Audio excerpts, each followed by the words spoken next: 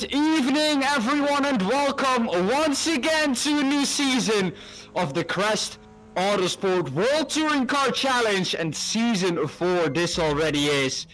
With me in the commentary booth and on production this evening is Biggles. Once again, he's with me like you know from last season. Still, our main sponsor is Apex Tracks, where you can get your motorsport and motoring racing circuit wall art, just genuine track sculptures. Difficult words those for a Dutchie like me, but yeah, you can get those on apextracks.com. Then our other partners, as you can see at the bottom of your screen, 603 Autosport, 3D Wrap, Track Racer, Digital Motorsports, Esports Sim, and the JPB box. So, like I said, Biggles with me in the commentary, and I think it's time for Biggles to jump in as well. Biggles, welcome. Yes, hello. Welcome back, of course, for a brand new season. This time around, of course, we go to the classic track of Imola.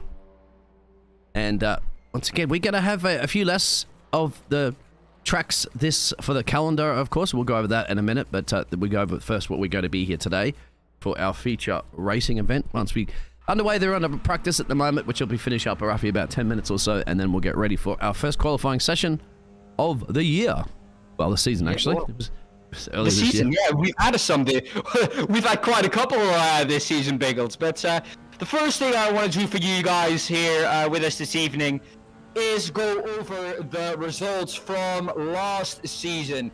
And I think it's only good to begin with Category 1, the highest category.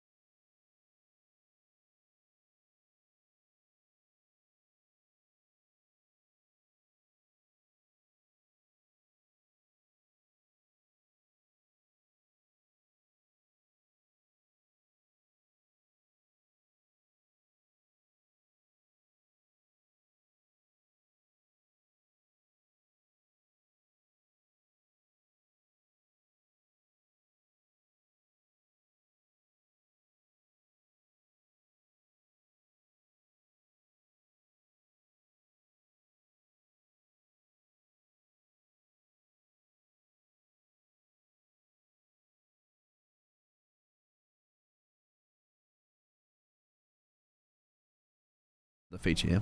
Okay. Is Live. this better? Is We this any live. better? Yep. Sounds better. Yeah, sorry, we're just trying to sort out Dan's microphone. We want to make sure we can hear him clearly, of course. I hope they can. I hope they can now. Yeah, that sounds a lot better there, Dan. So no problems. Thank you for sorting that out. Let's go. Well, down to what you were talking about with the previous race results, previous round results from, not that one. Now I'm really all confused. Last season. Dan, this should be coming up now for the audio. Have they heard what I said in the beginning? No. Can you please repeat that? No. Yes, I can. Well, guys, welcome back again to the Crest Autosport World Touring Car Challenge. Season 4 already, and as you've heard with me in the commentary booth and on production this evening is Dean Biggles. Our main sponsor, of course, still Apex Tracks, where you can get your sculptures and your circuit wall art that you can hang on your wall, which is nicely... I have actually a circuit bought from the Apex Tracks. I have the Nürburgring, and the Nürburgring Nordschleife, so the combined track. It's an amazing track, and yeah, it's amazing to have it on our wall. It's a nice decoration. So if you want to get that, go over to Apex Tracks website. Then our other partners, just like last season, is still 603 Autosports, 3D Wrap, Track Racer, Digital Motorsports, Esports Sim, and the GP box. So that are all our sponsors there for this season. Biggles, I think we're going to be in for another cracking season. Of course, we have a lot of new things to go over for you this evening. So yeah, I think for us it's time to begin with what you can see on your screen right now, the championship standings from last season, and remind you who was champion in every class last season. Alex Everitt was champion, of course, in Category 1, because we know that. He was really, really quick. Just at some point walked away with that title. I think he wrapped it up one evening before the end of the season. Artem Makarov in P2, Nina Vladislavljevic, I missed it. I mispronouncing that name for a long time on broadcast in P3. P4 for Vlad Tartara, and 5th is Ian Deeney. Because I think a really competitive season in Category 1. Oh, Wills, and we're going to see if it's going to be, once again, that same situation. There's the Category 2, of course, that Craig Deacon managed to wrap up. 3. Sorry, sir? This is Category 3, Biggles. That is Category 3. You are correct. My apologies. Anyway, go through Category 3. Yes, you're right. That's now Category 2. There you go. There we go. Remo Schneider. We're all a bit rusty. Excuse us for we're all a bit rusty at the beginning of the season. Biggles as well. Remo Schneider won in Category 2. A quite convincing victory in the end ahead of Norbert Juhasz. But Norbert Juhasz only 10 points ahead of Alex Ward in 3rd, Fabio Gil in 4th, and Ricardo Pessoa Santos quite a way back in 5th. He only pipped Jürgen M. Peterson by 2 points in the end.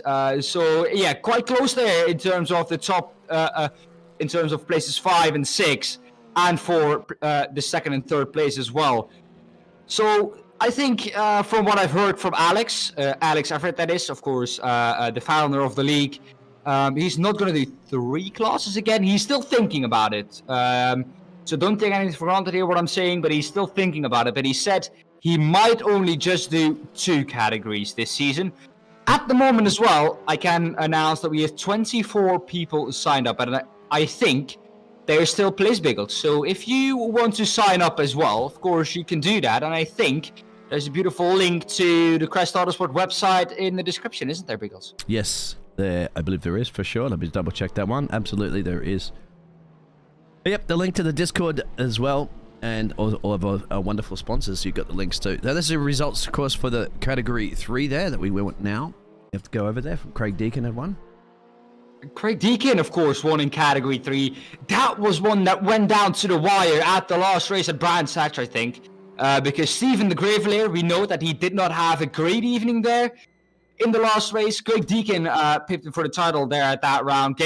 Gabriel Lopez in 3rd. Carl Schmidt in 4th. Only 9 points ahead of Anastasios Georgiadis. Those names, Biggles, I have to say, I missed pronouncing them, and I missed how wrongly you pronounced them as well. Yeah, you missed it. Obviously, Ninad's surname that I used to pronounce. We won't unfortunately be having him in racing this season for now. Yeah, just to explain for the people who are here for Ninad, of course. Ninad, of course, has a disability where he can't drive normally. He has his own custom-made things that he can race with. He's still very quick, but he doesn't have enough options to make a pit stop strategy or select a pit stop. So he can't race in the races where we have a pit stop to do, and that is what we get over to in a second. But first, we have the team's standings as well. Honda Privateer, in the end, Biggles, quite a convincing victory there. 2,070 points over Crest Autosport with Apex Tracks, who had 1,916 points. But closer to that is the Ukrainian club, Kmak Sim Racing 2. Quite long names here, Biggles, I have to say, but they were very much closer to Crest Autosport with Apex Tracks. Next Gen Racing Blue in 4th, and Audi Privateer only 51 points behind that in 5th. In the manufacturer standings, though, Link & Co, of course, overall won that, and I think the Ukrainian club, Kmak Racing, Sim Racing 2, a big part in that. Cooper Racing as well in 2nd, only 100 points or 98 points behind Link & Co. Hyundai in 3rd, Alfa Romeo 4th, Audi 5th, and Honda in the end on 1 point, last of the field. But I think if you look at the points there, Biggles, the cars were quite well divided. Oh yeah, absolutely. They were. Well, we got more cars this season, just to show everybody how many we were adding in here. Quite a few more. Have a look at that. Yeah, quite a lot of new cars in this season. Of course, we had the Alfa Romeo Giulietta last season, the Audi RS3 LMS, Cupra Leon Competizione we had last season, Honda Civic as well, the Hyundai i30N. We had the Hyundai Elantra. So the Hyundai i30N, a new addition to this season.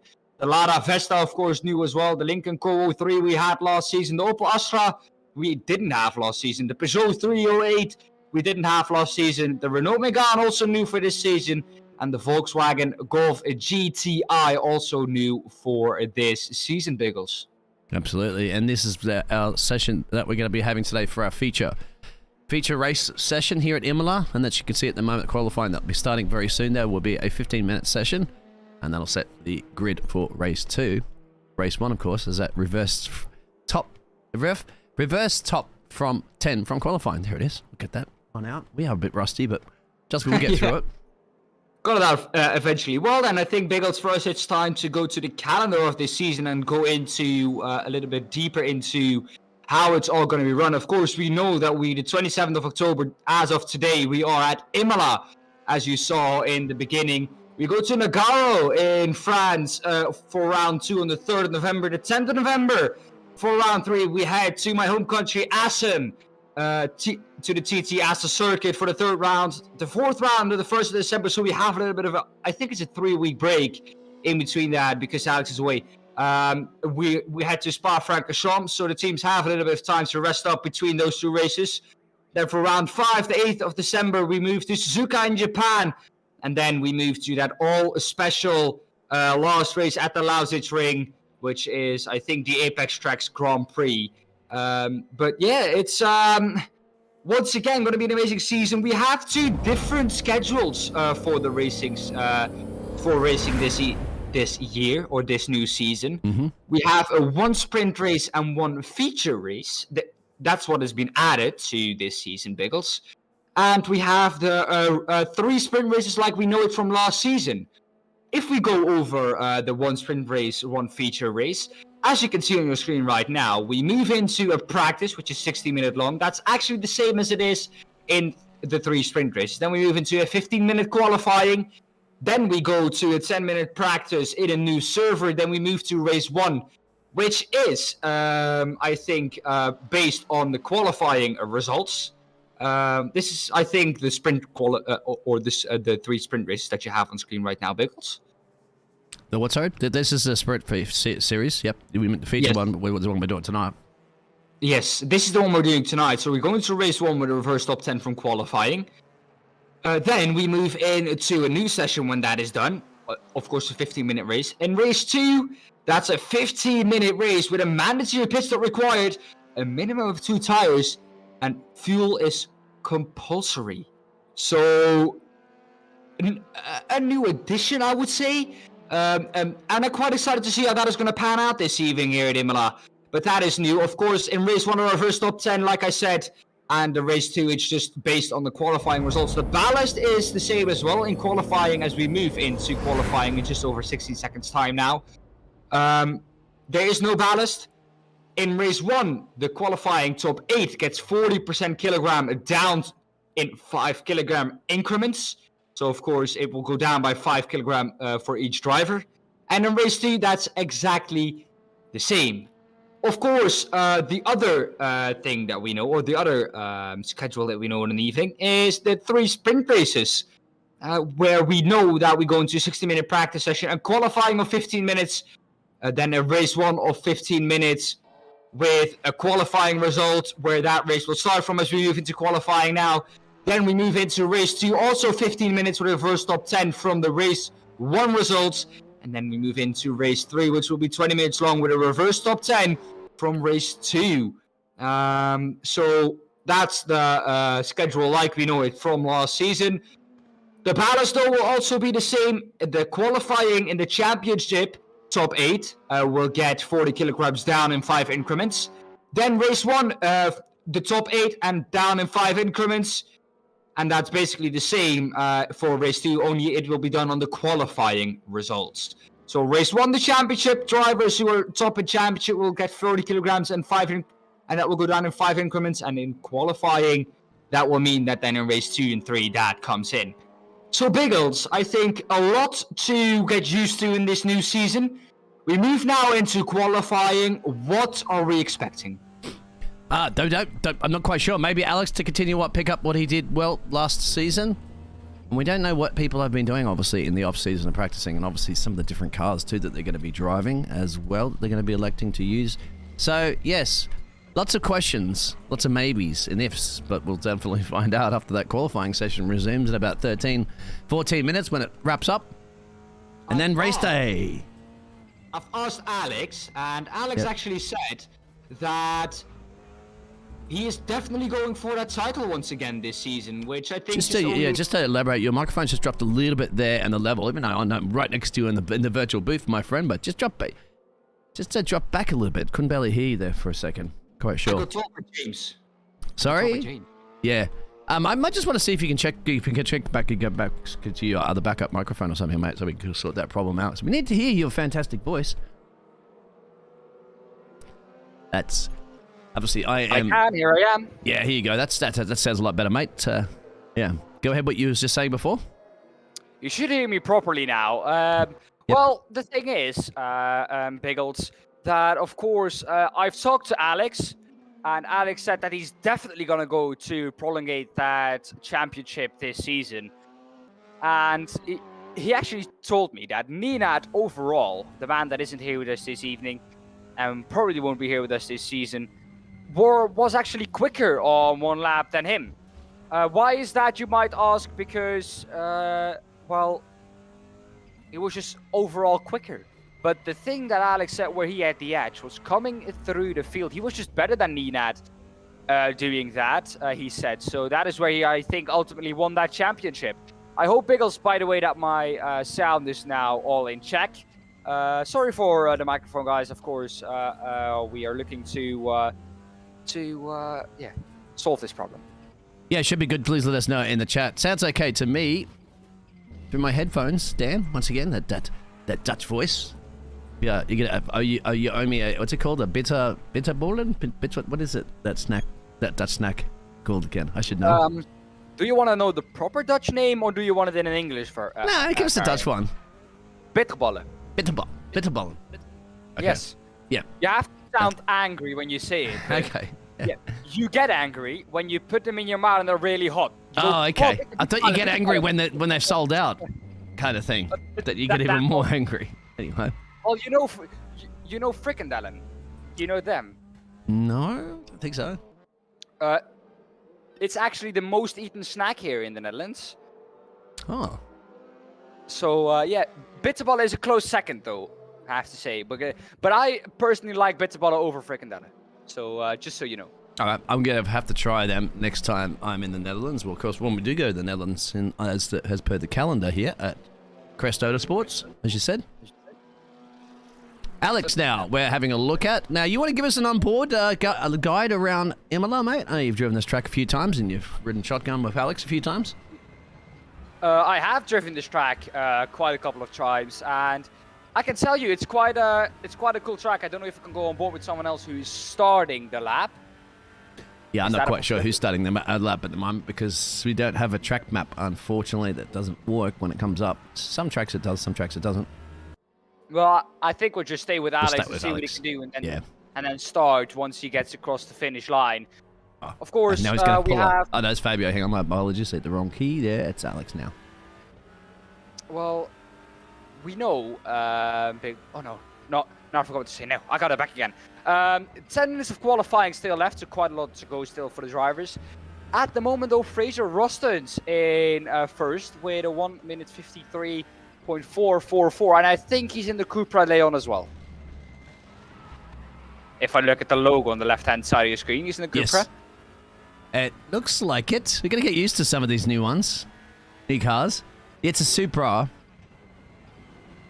I don't actually know, because this might be bad. The I difference between the Hyundai Elantra and the Hyundai i30N. Well, Fraser right here is... Yeah, Cupra. You're right. It's a Cupra. My apologies. We'll go back to... Maybe go on board with him. He's probably starting a new lap. Okay. Well then, we're going to start your lap around the Imola circuit. We go around the Variante Bassa, the corner that comes immediately after the start-finish line. Here it is, the Variante Bassa. Then we move into the Variante Tamburella, of course, the well-known corner where a once very, very well-known driver died in the names of Ayrton Senna. I think there's still a monument behind this corner. Fraser Ross is probably not on a quick lap, but we'll still go with it. Through the Variante Alta we go. then now into the Variante Villeneuve. So quite a couple of well-known names here that corners are named after in Imola. And of course, a lot of legends have raced on this track. Now we move into Tosa.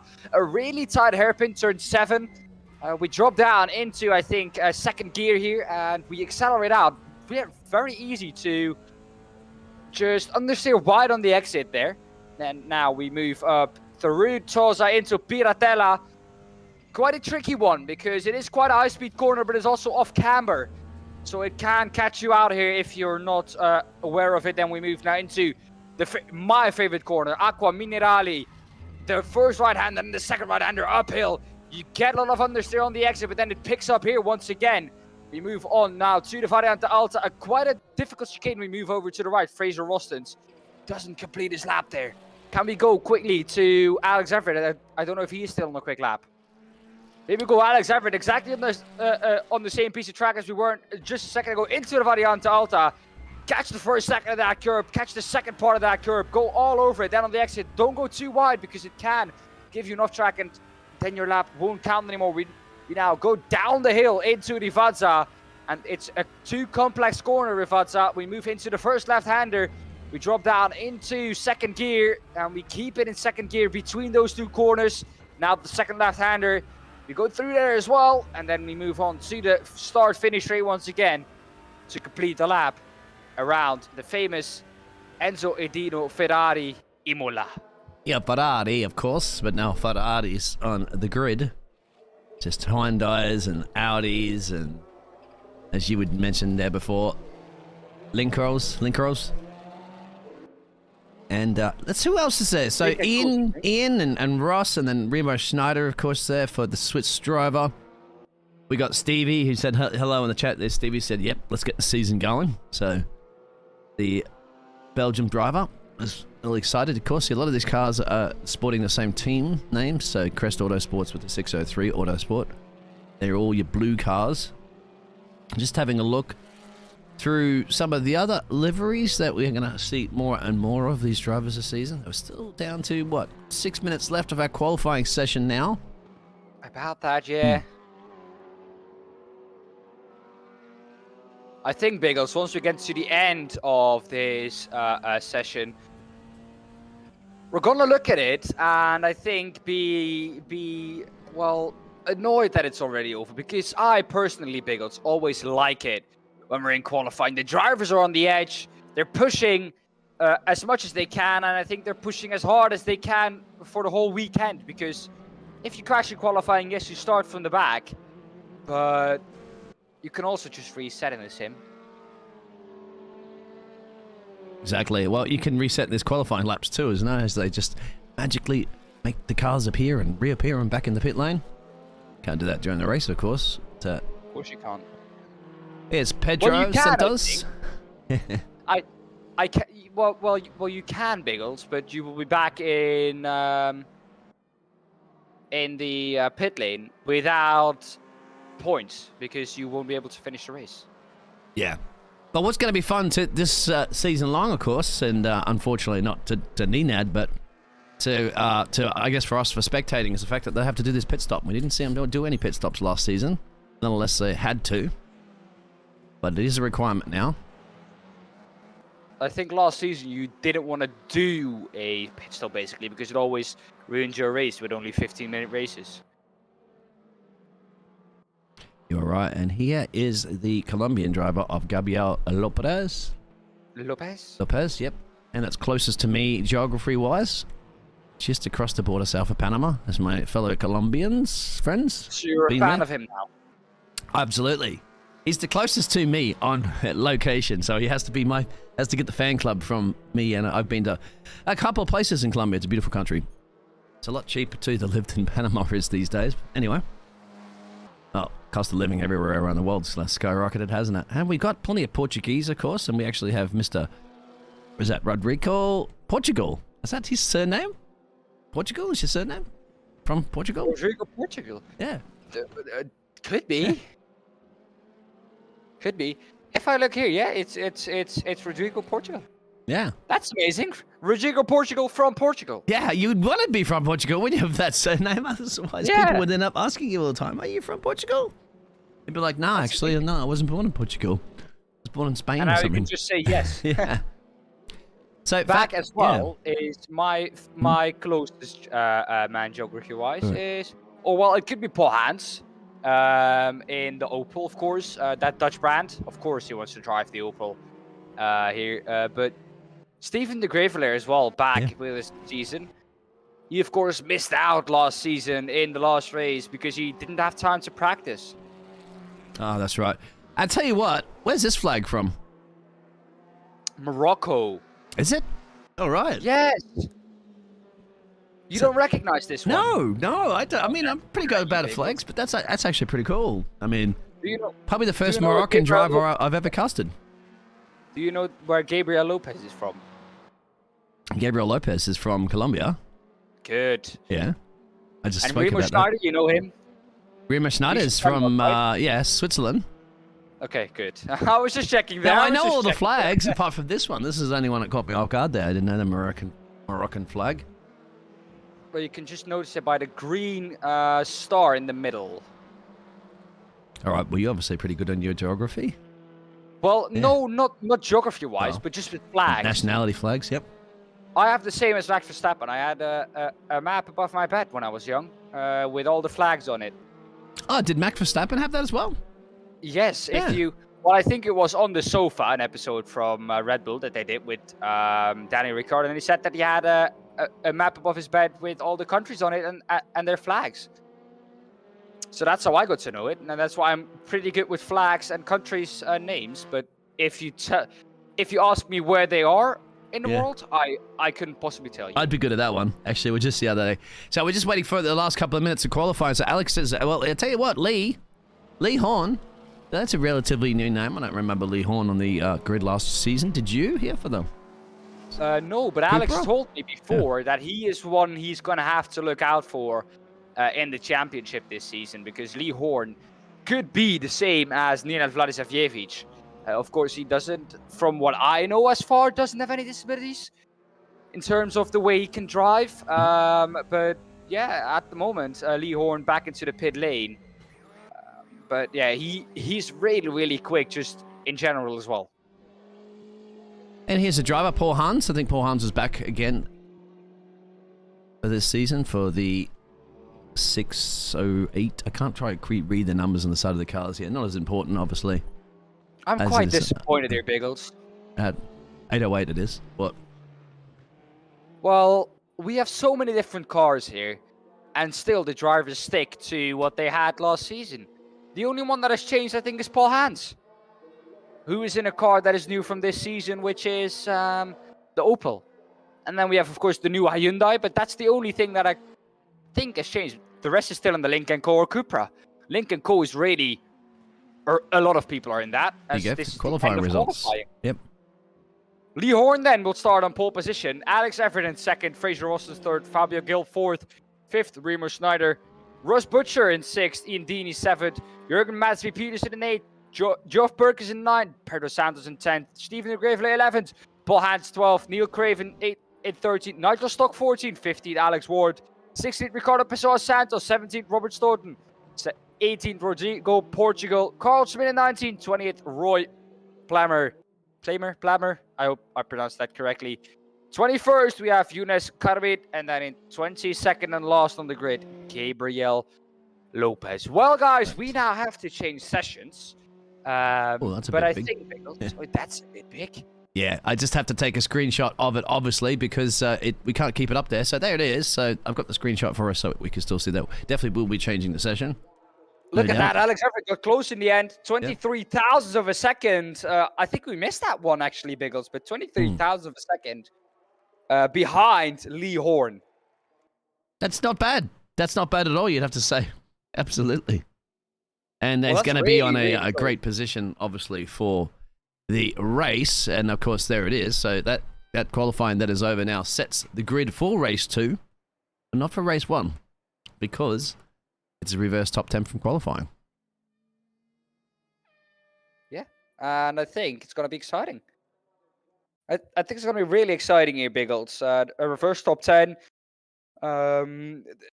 It's We know that a reverse top 10 has always proven to be a really, really good. How do you say it? A really good. Um, you make it way more exciting with a reverse top 10 because the drivers have to come through from the back a bit. Mm-hmm. Yes, they do. We sent that a lot last season, didn't we? A couple of last to first challenges. We do. But well, It was Alex that did one. I do want to point. I do want to point on something, and I'm really happy to announce that we've surpassed or that we've got towards 200 subscribers on the JP Broadcasting channel, which is absolutely amazing, Biggles. 200 subscribers already for a channel that is what, 6.5 weeks old? That is fantastic. Absolutely. I just got some weird blue screen of death kind of thing on the game, but it seems to be okay as they're loading in for the race now. I think the race is already underway, if I'm not mistaken. No, it's just to check it, just getting ready and some warm-ups. Yes. And overall, yes. Would you like to mention, obviously, the fantastic sim racing community? That's one of our sponsors that you can see there in the map in the background currently at the moment. If I'm correct, Biggles, Sim Racing Community is a platform where you have all the needs. Sim Racing Community has been designed to bring sim racing or the sim racing world onto one platform.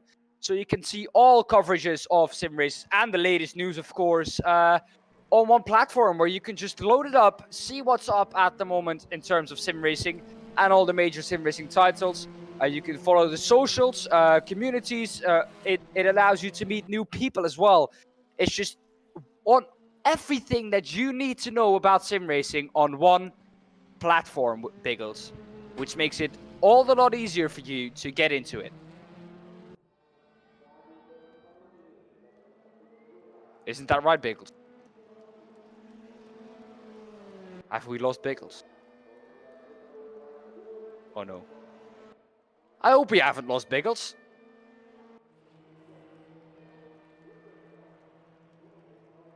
Well, you got it all correct. I think we're going to get ready to get some racing done that everybody has been waiting for.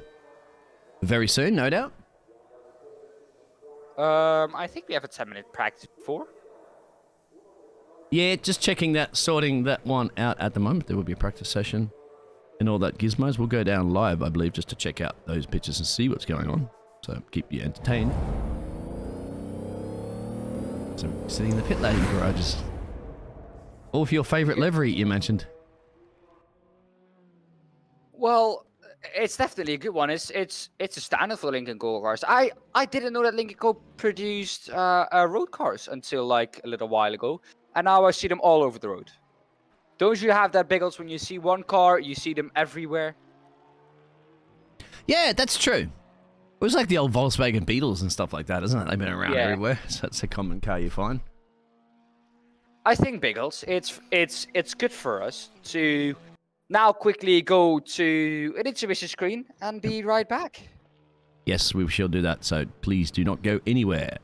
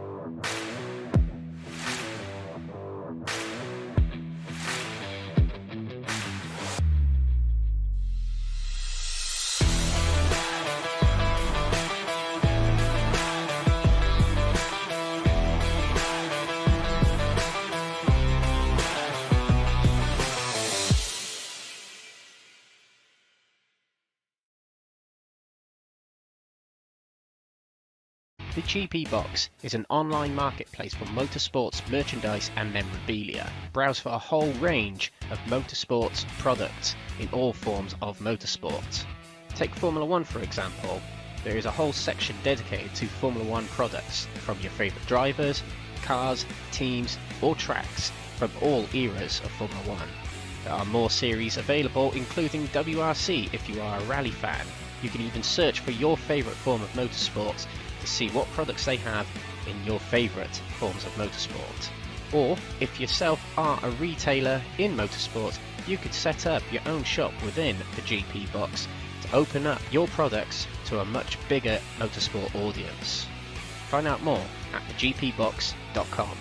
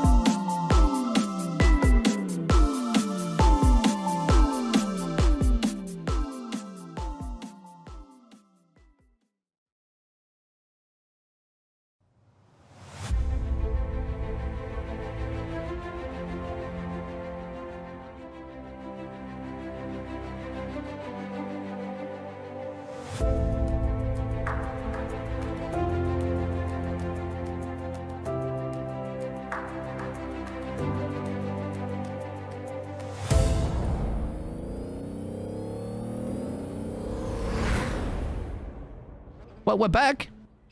I believe we are, and now we're going to get a little bit of a practice session before we get our first race underway. I am the Dean Biggles, and with me again too is the Dan. So, the double D's for our casting duo. There you go, Dan. And how are you doing, my friend? I am doing absolutely amazing, Biggles. We've just seen one of the best qualifying sessions, I think, that we've ever seen. In terms of how close it was. For everyone, not just only the top one, but everyone. Of course, you know that the top two was just a little bit ahead of everyone else. But apart from that, how many people were within 2 tenths? There you go. Look at how many people were within that 1 second. 10 people were within that 1 second. And I think down towards, if I quickly take a look, down to P17 within 2 seconds. So really, really close there, Biggles. And now we're into a 10-minute practice session before a 15-minute race. Yeah, and reverse top 10. Is that correct? Oh, that's going to be amazing. Yeah, so that means that Lee and Alex are obviously going to be, what are you looking at, P9 and P10 to start? I think Lee Horn will start P10. Alex Everitt, P9. Yes, that's correct. Victor Roston's P8. Fabio Gil, P7. Remo Schneider, P6. Ross Butcher, P5. Ian Deeney, P4. Jurgen Matthew Peterson, P3. Geoff Perkins in second. And our man Pedro Santos in P1. So ideally, I think you want to be maybe around where Remo Schneider or Ross is. I think that's good for both.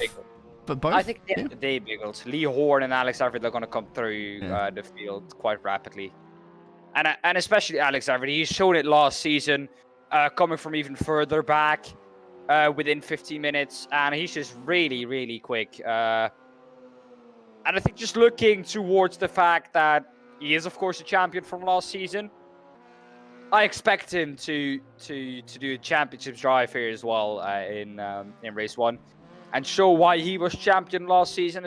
I think a champion always has to show himself, especially in the first round.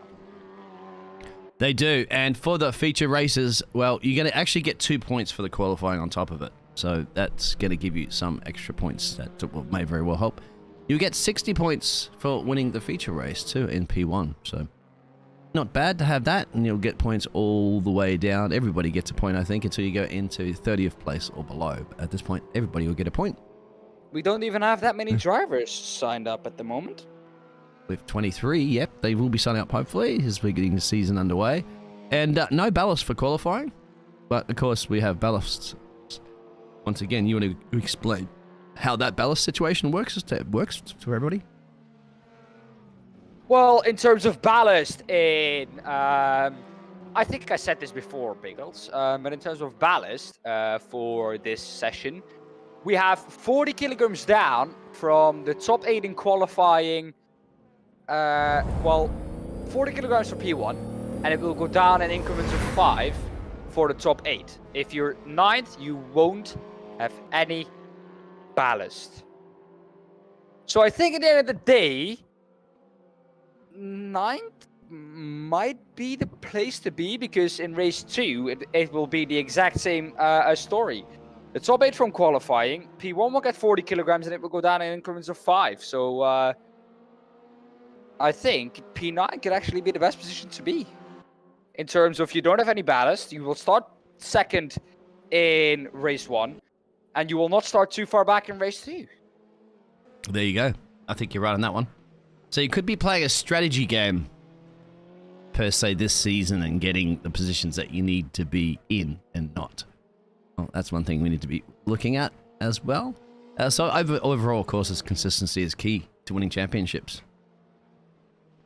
Well, that's how I think championships are won. It's not who can win the most races. If you win 12 races from the 24, but you DNF in the other 12 because you take too much risk, and the other guy finishes 2nd in all of them, eventually you're going to lose the championship because you're losing so many points in those 12 races that you DNF in. So consistency is everything. And this man right now, you're right, of course, consistency. So that's how you win championships. I've seen championships before in the leagues that we've cast, all the different leagues and motorsports. And I've seen a couple of championships before where a driver's won the championship and has not even won a single race. So there you have it. And how about this? We're riding on at the moment there with Paul Hans, and now he's the only man that's elected to use the Opel car. And my friend used to have an Opel in Brisbane in Australia, and he was one of the only ones I know that had an Opel. I didn't even know the car existed until he had this small little hatchback Opel, which was a cool car. Well, he's from Germany. I think that tells you more than enough. Well, I mean, in Australia, these cars are pretty rare.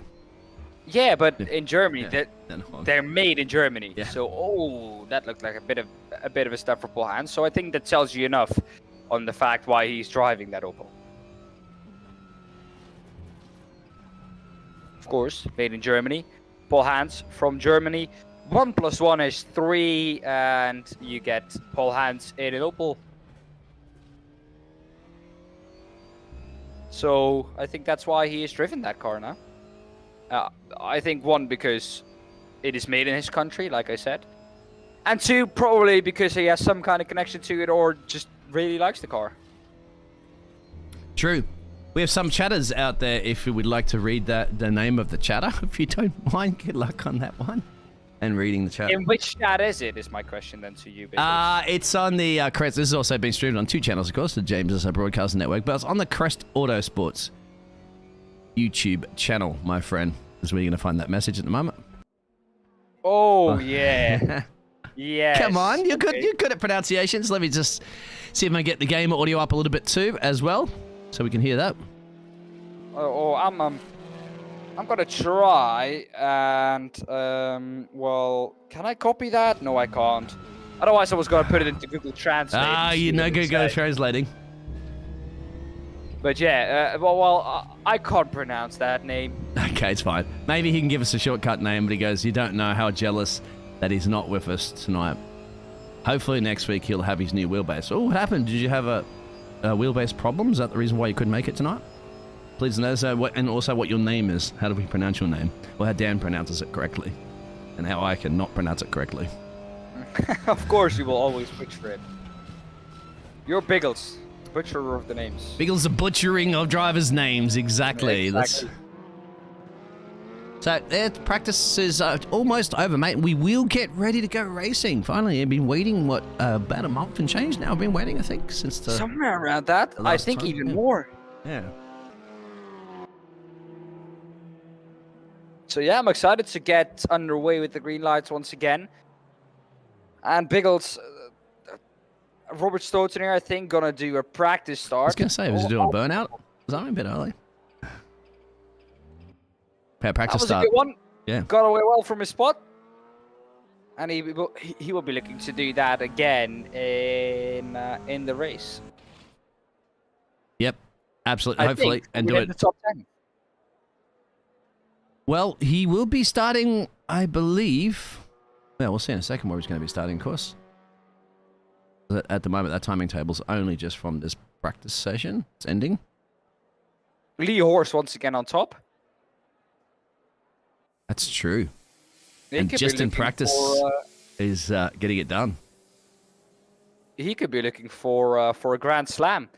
First in the first practice, then first in qualifying, first in the second practice. If he can win this race, he will basically have a grand slam until the end of this race, and then we go into a new 10 minutes practice. Will he take the win there again? We don't know. But yeah, he's on for a grand slam right now. And bringing it to the champion for last season, of course, of Alex, is going to be the weight of basically, putting your hand up and saying, I'm a new driver in town. Hello, hello. And Robert says, much love to you guys. Best wish for your racing. That's Robert from last season. Yeah. Yeah. Was Robert in this? I thought he was. I'm still confused, of course, because we got lots of these. Anastasios Georgiadis. Hey, is it? I got it eventually. Yeah, I put it into... There he is. No. He said it himself. But yeah, Anastasios Georgiadis. But we're going to go green in the second here. 5 laps are on. It's lights out, and away we go for race 1 from the 4th season of the Crest Autosport World Touring Car Challenge. And it is Geoff Perkins with a really good start from second position. Pedro Santos looking behind them to try and overtake. And down the inside he goes, Biggles, but it looks like we're away cleanly. Absolutely fantastic. Good bumping and grinding at the moment early, but they are all through. Safely, it seems. And of course, these are the two drivers in the reverse grid now. Alex and Lee are still running back there in P. Alex, I think, at the moment. It's Lee. Lee's around. Lee's around. There he is there. Horn. And I don't think, Biggles, that will be a grand slam at this point for him. He's down into 22nd position ahead of Roy Plummer. But yeah, that is not going to be a grand slam for him at all. He'll be gutted that happened, and that basically gave the lead now to Geoff Perkins and gave Alex Everitt free time to try and chase through the pack now. He's already up into 6th position in that Lincoln Co. Through Aqua Minerale, we go up the hill, car bites, and we chase down now Ian Deeney ahead of us. Yeah, Ian Deeney just up the road right there. As you can see. So Jeff's still holding off from Pedro Santos there in P1, P2. Ross is a little bit further down the road, probably mounting a challenge right now, actually. If anything, here he is. Ross making a run on Pedro. On the inside, there's Ross. There's Pedro on the outside, but they're going to be reversing this when you come into this next corner coming up now. He's going to try and keep it down the inside. Ross Butcher, can he keep it there? Yes, he can. He's now going to try and keep the inside for the next part as well. Can he do that? Yes, he can. Pedro Santos has to slot in behind, and he now is in second, trying to chase down Geoff Perkins. Gets a good exit out of the last corner, side by side, a little bit further back between Ian Deeney and Jurgen Masby Peterson. I think in the Lincoln Co. Yes, it is. He's going to try and overtake into the Variante Tamburello, excuse me. Down the inside, he's going to try and go a little bit further back in the Hyundai as well. Who's that then? Further back, it's, Fabio Gill, I think, is there, but that's Alex, of course. Alex is up here already into P6, and look at this from Alex's. Once again, riding shotgun with Alex, and he can see a car, and you can see the exit speed that he's got on the power now. Hit the loud pedal, make this car as loud as possible, Alex style. Oh, Oh, try and put it up the inside. No room for you there, son. He's going to try and do it now into the Variante. But there's a challenge for the lead. Piratella. A challenge for the lead into Piratella as well. He's going to try and go down the inside. Can he make that one stick? Difficult corner to make that one stick. They're now going to go side by side into the Variante, or well, Acqua Minerale, just it's called. Not the Variante Acqua Minerale, just Acqua Minerale. Beautiful corner, that one. And the new leader, Geoff Perkins, down into second. And Ross Butcher up into P1. Get it done, but with this behind, yeah. He might be losing another position. The number 55, Alfa Romeo, to the number 5, Hyundai. He's going to try and put it down the inside for the second part, and he does. Pedro Santos, beautiful move there into the Variante Alta. That corner lends itself for overtaking, although it is quite tight there on the exit. Hey, you got it. Yeah, you do. We saw this last season. You've just got to get your elbows out. Further back, of course, there's a battle here between Stevie. That's brewing up at the moment. There's Stevie, there's Fraser around him, and Paul Hans. They're squabbling out there for 9th, 10th, and 11th. Stephen Gravely instead trying to make that pass on Fraser Rossi. Now pulls on to the inside for the Variante Bassa. I love that corner, just to pronounce it. Beautiful Italian. Now into the Variante Tamburella we go. Gonna try and carry it around the outside of the first part. That will give him the inside for the second part, but he can't. Has to bail out of that one. Yeah, and once again, sorry, the front. This action's occurred. Ross Butcher still at the front. I think he had Paul Hans right up alongside him, or right at the back of him, did Stephen de Gravely. But look at this then, a battle around the outside of Doza. He's going to be able to make that one stick. No, he's not. That will now make him vulnerable for Geoff Perkins behind him. This is a great battle. Alex Everitt now up to P5. And you can just see him now ahead of us. Down into P6, he goes once again. Down the inside of us is Ian Deeney. We carry it around the outside, push it to the inside. Ian Deeney going to try and carry around the outside of Acqua Minerale, and he's ahead once again. So Alex Everitt, his progression through the field stopped a little bit there by Ian Deeney. Not letting it through as easily as he might have done last season, probably. No, not enough. And, well, Lee, have a look at back this where Lee is currently at the middle. Have to slice his way through 17 or 16 drivers really to get back up to where we would like to be. We did get the 2 points for qualifying, no doubt, but he's got a lot of work to do here. And, well, he's getting it done. Of course, out a little bit further up the road there, yeah. Ricardo Pesa Santos trying to make his way around Alex Ward. Yeah, well, I've actually... Biggles just... Oh, that's a touch there between Ricardo Pessoa Santos and Alex Ward. What I was going to say, Biggles, I actually have a friend who raced in the Italian Touring Car Championship, Niels Langeveld, and he became champion this season, this year. Well, I was just wow the fact you have a friend. And are you kidding, mate? Of course, just messing with you. I'm from the Netherlands, and he was from the Netherlands as well. So Dutch people can race. Yeah, what is it? There's Dutch racing, winning another championship in Formula 1. They're in almost every league on the planet that I've ever casted for, apart from this one currently at the moment. You don't have that Dutch driver. Yeah. We did have one. We had one. Yeah. I think we had one last season, but he said he was going to be here this season, but he is nowhere to be seen, sadly. So no Dutch driver here this evening with us. A little bit deep there from Ricardo, or from Pedro Santos. That was his line, but that allowed Geoff Perkins to try and maybe send it down the inside. Not able to get close enough, though. Now look at this then, side by side of this. Alex Everitt now on the inside of Ian Deeney. He's going to be pushed to the inside. Breaks later. Latest of the latest breakers. Pushes him wide to the outside. And now Alex Everitt is finally ahead. Does what Ian Deeney did to him last lap. And he can now go and chase down Jurgen Matvey Peterson ahead of him in the Lincoln Co as well. He might be a little bit more cooperative. Look at this then, a battle for the lead. Ross Butcher under attack from Pedro Santos into the Variante Alta. The inside for the first part, outside for the second part. Is he going to lose that position? Yes, he is. Can't slot in front of him, but luckily for him, he can slot in behind Ross Butcher once again. And Jorgen's just kind of sitting here, just a little bit further back. And now one thing, he's got a mirror full of Mr. Alex Everitt, last year's champion here for the C1 division. And, well, they're they're teammates, but the same livery. But I'm sure they're teammates, of course. This is Team He's actually Madsbury. part of Team Madsby. And I think that's just because it's Jürgen Madsby Peterson. So Team Madsby is the team from Jürgen Madsby Peterson. So he is at the moment, I think, first of his own team. And look at this again. Brewing at the front. Petros Santos trying to get past Mr. Rock Butcher. Is he going to be able to make that ball stick this time around? Not quite. Already, Biggles. Only 7 minutes to go. Halfway through this race already and a little bit more. Alex Everitt, not as quick coming through the field as he was last season.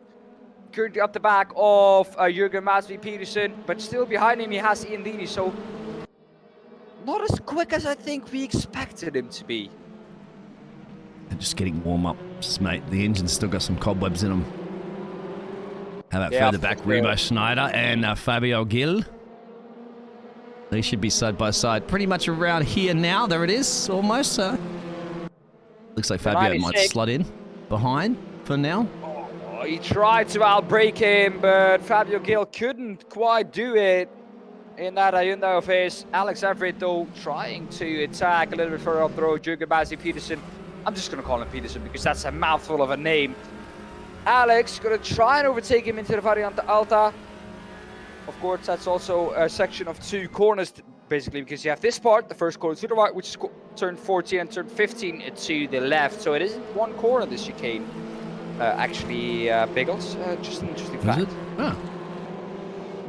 It's 2 separate corners. I just like pineapple on my pizza, so pretty much been banned from Italy. Oh, Biggles, yeah, of course. And that is Oh, correct. there it is again. Oh, a battle for the lead. Russ Butcher now on the outside. Pedro Santos is going to try and make this pass stick on the inside. Can he do so? Yes, he can. They're side by side now, coming onto the main straight through Variante Bassa, where, of course, we have that little bit of chicane for the moto. There we go, past it on the right-hand side of the screen right now. But Pedro Santos is ahead. Ross Butcher now is side by side with Geoff Perkins. Geoff Perkins has to slot in behind once again.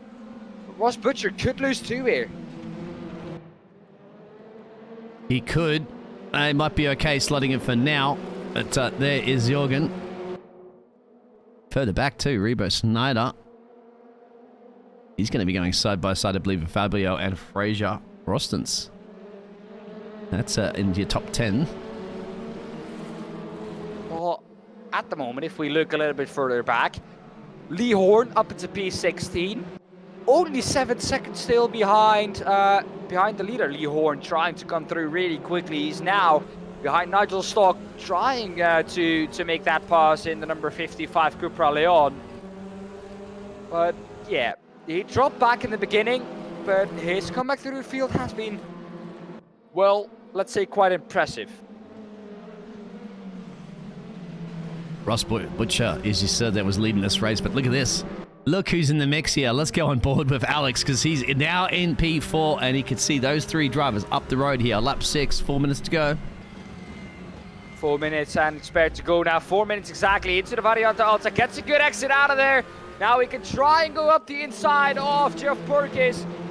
And you can see just the champion mentality. He just knows where to put his car, knows when to play on the exit. Does that beautifully here. Has the outside for the first spot, a little bit of contact. Down the inside, actually shoots wide. And is lucky that he doesn't collect Pedro Santos on the way in. But that was a little bit too late in the brakes, I think, for Alex Everitt. Just wanting that P3 a little bit too much and taking a little bit too much risk. Now look at this, Ross Butcher up to the lead once again. Pedro Santos trying to make that pass stick. Was in the lead last lap, but under pressure, cracked a little bit, made that mistake, and now he's going to try and have to go around the outside of Variante Tamburello once again.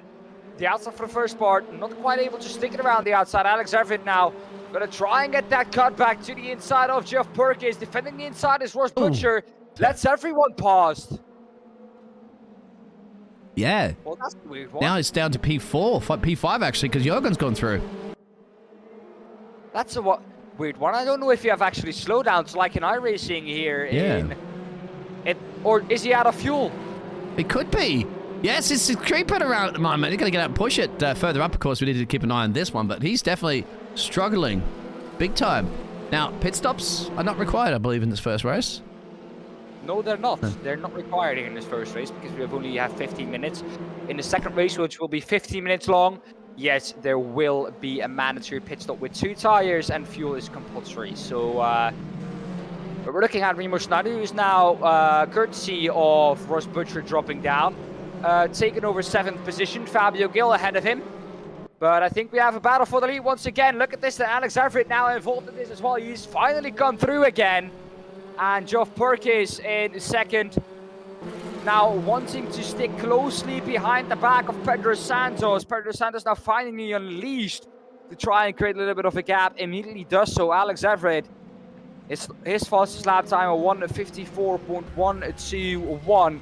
If I quickly take a look at the best lap time from the guys ahead of him, Geoff Perkins with a 1:54.281 and Pedro Santos with a 1:56.147. So Pedro Santos, not the quickest at all, but just consistent. And I think that's why he's at the moment in the lead, and that is why he's been there so long. A almost personal improvement, 0.002 of a second slower when Geoff Perkins on that last lap. And look at that, just gets a drive-through penalty, I believe. Just came up there for a second. So Pedro Sanchez... It gets a drive-through penalty. Did you see that? Comes up for a split second. I do have the timer on longer, but here we go. At the moment, look behind him there. Geoff Perkins now overtaken by Alex. And I think this might then be an overtake for the lead. I don't think we're on the last lap quite yet. This could well be the last lap. It's going to be actually close if we look now on the front of Alex Everitt's car. Could he do this on track? Or is he going to have to wait for Pedro Santos to take that drive-through into Tosa? We go now. And into the Aqua Minerale. Oh, difficult for him. After a touch there between Alex Everitt and Pedro Santos. Around the outside, he's going to have to try and carry it. That corner does lend itself to do so. But Alex Everitt is going to do it on track. Probably is. Geoff Perkins is going to make it 3 wide into Variante Alta. Not a corner to go 3 wide into. No. But Alex Everitt does manage to get through cleanly and is now up into P1 on track. And we are definitely on the last lap. Like I said, it was going to be close, but the timer is on 0. Alex Everitt going to have to try and defend this. A loss and up the inside of Pedro Santos. Not quite able to get close enough. And Alex Everitt is going to come through victorious in race 1 here this evening, and the first race of season 4 of the Crest Autosport World Touring Car Challenge. Alex Everitt wins ahead of Pedro Santos. Will he keep that 2nd position though, because he did have a drive-through ahead of Geoff Perkins. Pedro Santos though, I think the talking point here, because if he does have that drive-through, that is then going to give 2nd place to Geoff Perkins. Yeah, I don't know if he has to set that drive-through in the next race or not, but either way, I did see that message come up for a second. We'll get a clarification, of course, from race control. Further down in the field there's Fabio Gil, Remo Schneider that came into your P6 position there, and there's your results. Well then, let's go through them. Alex Everitt in P1, and as we can see, confirmation, Geoff Perkins in P2, and not Pedro Santos. Jurgen Masvi Peterson in P3, Fabio Gil P4, Remo Schneider P5, P6 for Steven de Graveler, Fraser Rostens P7, Ross Butcher in P8 after that drop down. I don't know what exactly happened. Paul Hans in P9, Alex Ward P10, 11th, Ricardo Pessoa Santos 12th, Greg Deakin, Nigel Stock P13, Lee Horst P14, P15 for Neil Crave, Ian Deeney in P16. We have Rodrigo Portugal in P17, 18 is Robert Stoughton, and we now get kicked out of the session. Yeah, I got it. Nice. Let me just sort out that graphic again, of course, no doubt, so we can get that back up for us for the race results. It's quite big again, Biggles. Yeah, I got it down. That's right about it. It changes all the time, remember? I got it. There we go. Well then, in P17 we have Rodrigo Portugal, Robert Stoughton in P18, P19 for Plummer, and Lopez in 20th. Gabriel Lopez in 20th. The Crest Autosport with Apex Tracks, though, only represented at the moment, I think, by the one and only Alex Everitt. And on top of it, Stevie did get the fastest lap there for the Belgian driver. as you can see to the right-hand side. He set that, I think, very late into the race. He did. Extra points is what they say. Well, every point counts. But Stephen the Gravelayer starting with a strong evening once again. Remember, last season he was in Category 3, and for a driver from Category 3, last season to finish now 6th overall. That's not too bad at all. Absolutely. So that was our race 1 done there for the 15 minutes with the reverse top 10 grid from qualifying. Not that really worried Alex a little bit too much about it, doesn't it? I mean, he did start P9, ended up in P1. He did. Well, guys, I think for us now, it's once again time to go to a Be Right Back screen. And once we come back, we're here with race 2, so don't leave us.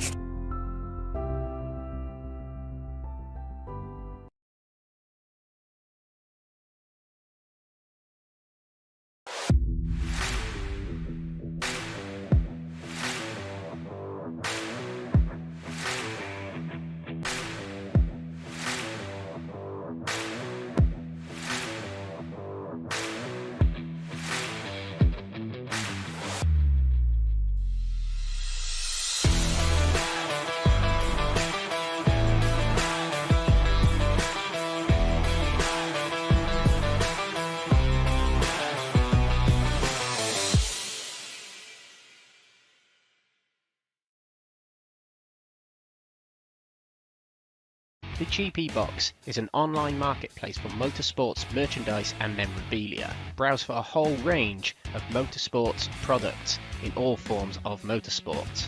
Take Formula 1 for example. There is a whole section dedicated to Formula 1 products from your favourite drivers, cars, teams or tracks from all eras of Formula 1. There are more series available, including WRC if you are a rally fan. You can even search for your favourite form of motorsport to see what products they have in your favourite forms of motorsport. Or, if yourself are a retailer in motorsport, you could set up your own shop within the GP Box to open up your products to a much bigger motorsport audience. Find out more at thegpbox.com.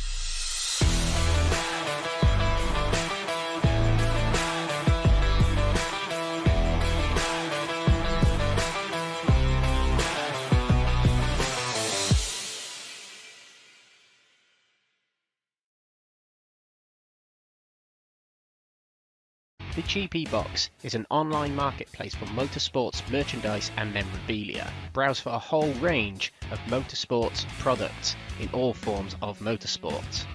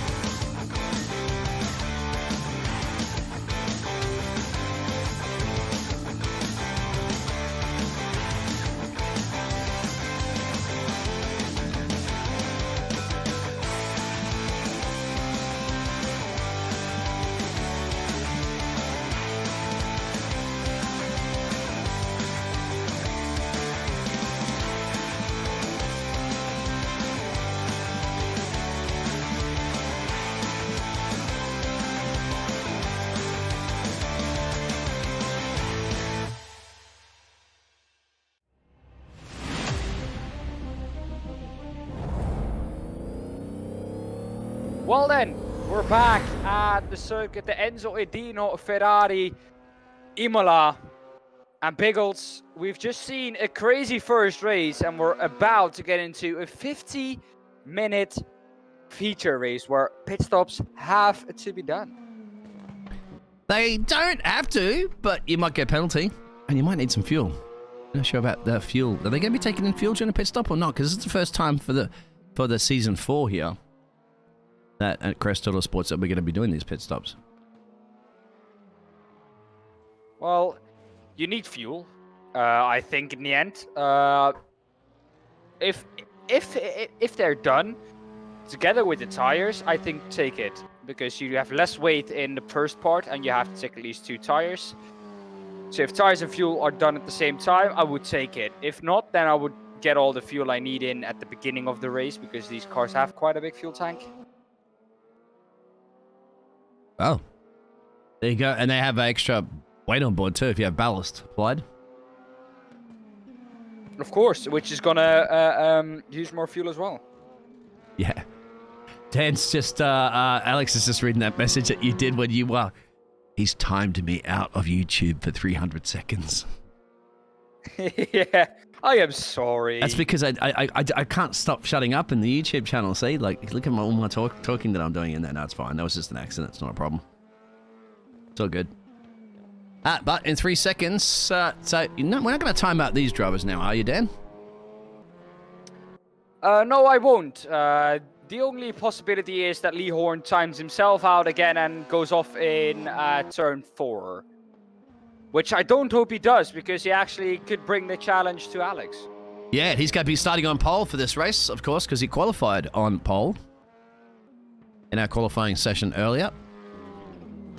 So that is exactly where he's going to be able to start. And real quick there, I will show you the qualifying overlay for a second before we get ready for the race, and you can see that at the moment. So the Battle of the Brits at the front, mate. But the Next Gen Racing team look pretty strong going to this one, with also Jeff down there at P9. Well, if we look at these results, Lee Horn will be starting in pole position, Alex Everitt in 2nd. Fraser Ross is in 3rd, Fabio Gale P4, 5th Remo Snyder, Russ Butcher in P6, Ian Deeney P7, Jürgen Matsi Peterson in P8, P9 for Geoff Perkis. And rounding off the top 10 is Pedro Santos, 11th Stephen de Gravelier, Paul Hansen P12, 13th Neil Cray, 14th Nigel Stock, Alex Warden P15, P16 Ricardo Pessoa Santos, Robert Stoten in P17, Rodrigo Portugal in P18, P19 for Carl Schmidt, and Roy Plummer in P20. We do have some more, but unfortunately we can't capture it all like that. I can't capture it scrolling at the same time. It's just a couple more drivers because I think the Colombian driver was there. One thing you're going to be stuck with, of course, for 50 minutes is myself, Dean Biggles, and Dan, the man. Pepels, I think. I can't pronounce your surname there, Dan. Pepels. Pepels. Pepels. Pepels. Pepels. Yes? People. Pepels. All right. Somewhere around that, but we're 5 red lights on. And they are taking a long while. They're out and we're underway for the 15-minute feature race here at Imola. Leading us away from pole position is Lee Horn. Then into 2nd is Alex Everitt. And behind that is Lee Horn, his teammate in the name of Fraser Ross in that Cupra Leon. Is there going to be a move done into the first corner? The Variante Tos, I think it is. No, it's not. It's the Variante Tamburello. But Biggles, we're through cleanly. We are. That's good to see. And I don't know if Alex is going to look at challenging. Remember, it's a lot longer of a race now, so we're not into like a sprint format. This is a feature. So you got to go. You don't have to go, I mean, as quickly, because you got a bit of an endurance race on your hands. Well, 15 minutes isn't that long, Biggles, so you do have to make the most of the time. Especially now you can make up positions easily. Well, it's not like 12 hours in Monza that we experienced the other day. Well, that was also in Italy, but no, that's indeed not the case. 15 minutes, still quite a long time to go. It's the longest race I've commentated on with TCRs.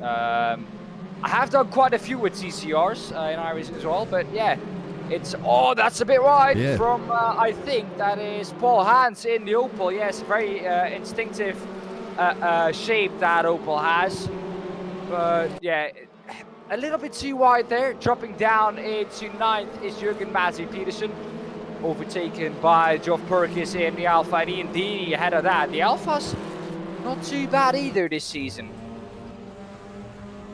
I tell you what, yeah, and yep, you had to put up with me for, I don't know, 6, 7, 8 hours casting side by side. You're like, okay, it's enough, Biggles. I can't handle it anymore. Anyway, you gonna handle me? Look at this up the road. What's happened here? Is that Neil or Jeffrey? Can't quite see that. Somebody's went really wide there, and it's into a three-way battle here. There's Jorgen right here too. Here it is. Jorgen going through the middle, perhaps.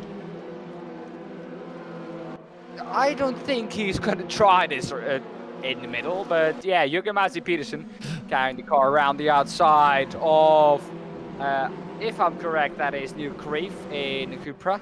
Yes, it is. But trying to make that pass stick, he can. And now up the road once again ahead of him is Jürgen Peterson going to try and chase him down. 6/10 is the gap at the moment. 2.5 minutes into this race, 1.5 lap in. The gap in front of the field, though, still at 2.5 tenths. A little bit of a touch here, though, between the Opel of Paul Hans and Alex Ward. Craig Deacon, I think. Up. Yeah, Craig Deacon here, isn't it? Great. Yeah. Could be. I thought that was the Opel ahead of him. I think Paul Hans is now through. Craig Deacon now side by side with Alex Ward. Rodrigo Portugal in 16, dropping down a little bit there. Around the outside, though, goes Ross Butcher up the inside of Fabio Gill, I think it is. Or is it Ian Deeney? Could be either one of them. I think it's Ross Butcher who's now ahead of Remo Schneider. Look at this. This is a good battle here, Biggles.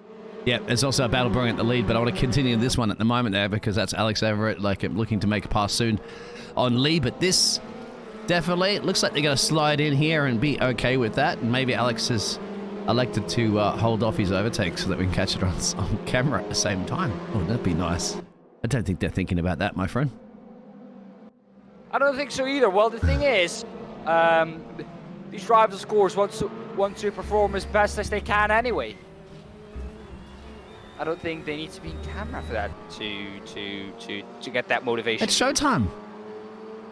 It's always showtime for these drivers. If they go out on track, they will always do their best. A little bit further back, like Biggles said, Robert Stoughton going to try. It's going for it now, but sorry, I have to cut this off because this is it. Alex now making a run for the lead of the race here on his fellow countryman Lee. Lee Horn, of course, is relatively new to the season. That looked relatively way too easy, didn't it? Looks like Lee didn't put too much of a fight up. No, what happened there? Yeah, I think 50 minutes to go. If he can just maybe save fuel behind Alex, he doesn't have to put in as much during the pit stop. And here's Mr. Santos that did a fantastic job. And look at that, it's been squeezed at the moment there between Stevie and Craig Deacon, I think. Somewhere else happening along the line here, but that's definitely a battle down there for Mr. Santos, who did quite well, I'd say, in the previous race, of course, apart from that penalty, but didn't do so great in his qualifying or that, or he's currently running. The Santos you're talking about is in P7 Oh, sorry, that's right, there's two of them. I'm getting all confused. That's Pedro Santos, yes. Pedro Santos and Ricardo Pessoa Santos, who tries to make that pass around the outside of Craig DK, does manage to do so, but not without a touch, Biggles. Yeah, but you got to grind a little bit around here, and these cars are pretty tough. They can handle it, touring cars. You think they can handle it? Here's Ian, last of the late breakers here for the privateer team. Running in the Alfa Romeo. Sure you get a lot of cheers as he goes past the grandstands here in Imola, because of course he's an Italian manufacturer. I think it's the only Italian manufacturer on the grid at the moment. The Alfa Romeo is not performing, well, let's say, too great in their home race at the moment. P10 and P11 is not bad, but for your home race, you're definitely hoping to be at least on the podium, I think, with that car. And, well, here's the actual correct Santos that I wanted to get this time around, that I just spoke about. Also making a move now down the inside of Remo Schneider. Can he make that pass? Nick, he is on the right side for the first part of touch between those two. But Pedro Santos keeps ahead now of Remo Schneider, who's demoted down to P7 now. Can he come back into the second part here? Can he come back into the Variante Villeneuve? No, he can't. Has to start in behind, and I think now it's going to be Pedro Santos who's going to be looking to try and attack Ross Butcher out of him. And on top of this, well, Lee's starting to pull a bit of a gap away now, isn't he? Alex, I mean, from Lee. Lee Horn's now almost half a second, then he got a gap to Frazier Rosted's... At the end of the day, half a second is not that much, Biggles. No, but once again, as you said, it could be looking about how their fuel strategy is going to pan out, because this is our first 50-minute feature race of the season, and we have no idea about the pit stop strategies just yet. Well, who's going to pit when? That's the question. Yeah. Do you pit early, stay out of the fight? Do you miss out on slipstream? A lot of things to take into account. Losing a little bit of time there is once again Ross Butcher. Losing time once again, dropping down the order. Seemingly just not having the pace in a straight line. Yeah, but Remo Snyder does. He wants to get past the Portuguese driver. There's two Portuguese drivers up the road, actually, because one Portuguese, the other Portuguese driver, Fabio Gil, is trying to get past Frazier. And then Remo Snyder here is trying to get past Pedro Santos. So, battles everywhere, of course. Only 8 minutes and change into this race. Remo Snyder now going to try and look to catch up to the back of Pedro Santos.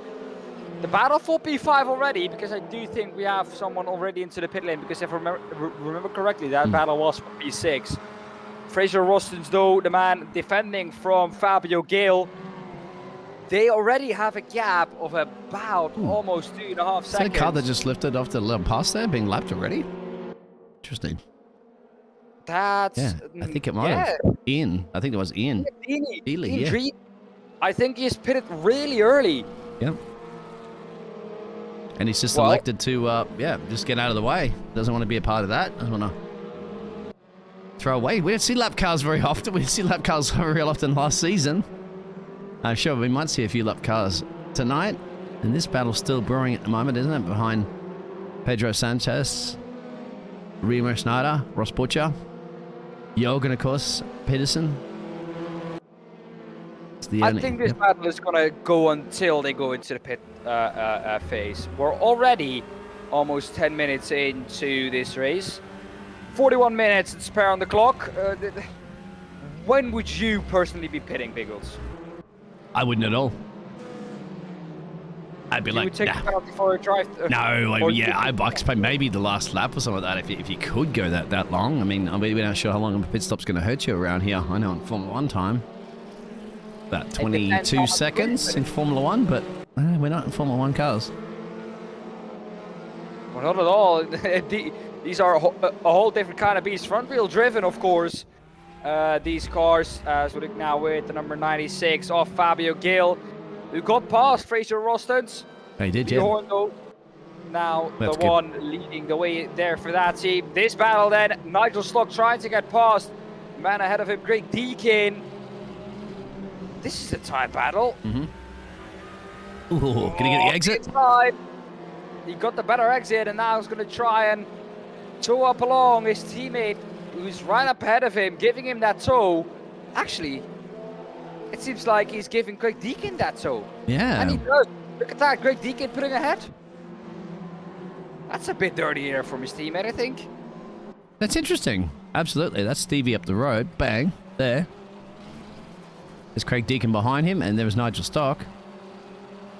Might that be an inter-team battle where they say, I'm quicker, no, I'm quicker, and because he says I'm quicker, he's going to help the other guy. There's another battle brewing here between Paul Hans and Robert Stoughton. Robert Stoughton. Yeah. I think it's called that way. Well, we gave it a best shot at least. Robert Stoughton trying to make that pass for quite some time now on Paul Hans in the Opel. Now down the inside of Piratella. Not quite able to make that pass stick. Breaks late though. And almost catches Paul Hans out. But Paul Hans though knows what he's doing in that Opel. And into P12, the best Opel in the field at the moment. Yeah, of course, because it's the only Opel. I see where you went from that one. I like the Opel. I have a soft spot for it. It's still brewing, but I kind of think Robert wants this one. Well, he's going to have to try down the inside of the Variante Alta. The first part of the chicane. Tries it. It's going to go in deep. Leaves Paul Hans no room at all in the second part. And kind of forces his way through. But yeah, well, he's up into P12 now. And going to try and get away from Paul Hans. Now, we have to get... I'm seeing a lot of invalidated laps, too, coming around from a lot of the drivers. But look at Alex. Look at that gap that he has currently at the moment there on the man that we thought could bring it to him. We'll go back to that in a second, but because here's a battle brewing between Neil Cave there and Jeff Burkus. Well then, this is the battle for 9th and 10th. Neil Crave defending that position in the Cupra Leon against the Alfa Romeo. Is he going to be able to keep ahead, do you think, of the Alfa, or is the Alfa just a little bit too quick with maybe a home advantage a little bit? As soon as a noisy truck goes past me outside the casting box, I could probably hear you. But yes, I think it's going to continue for a bit. I mean, it's very hard to judge, isn't it, which is the right machines, because some of these machines are tuned well for some of the tracks, and some of them ain't so good.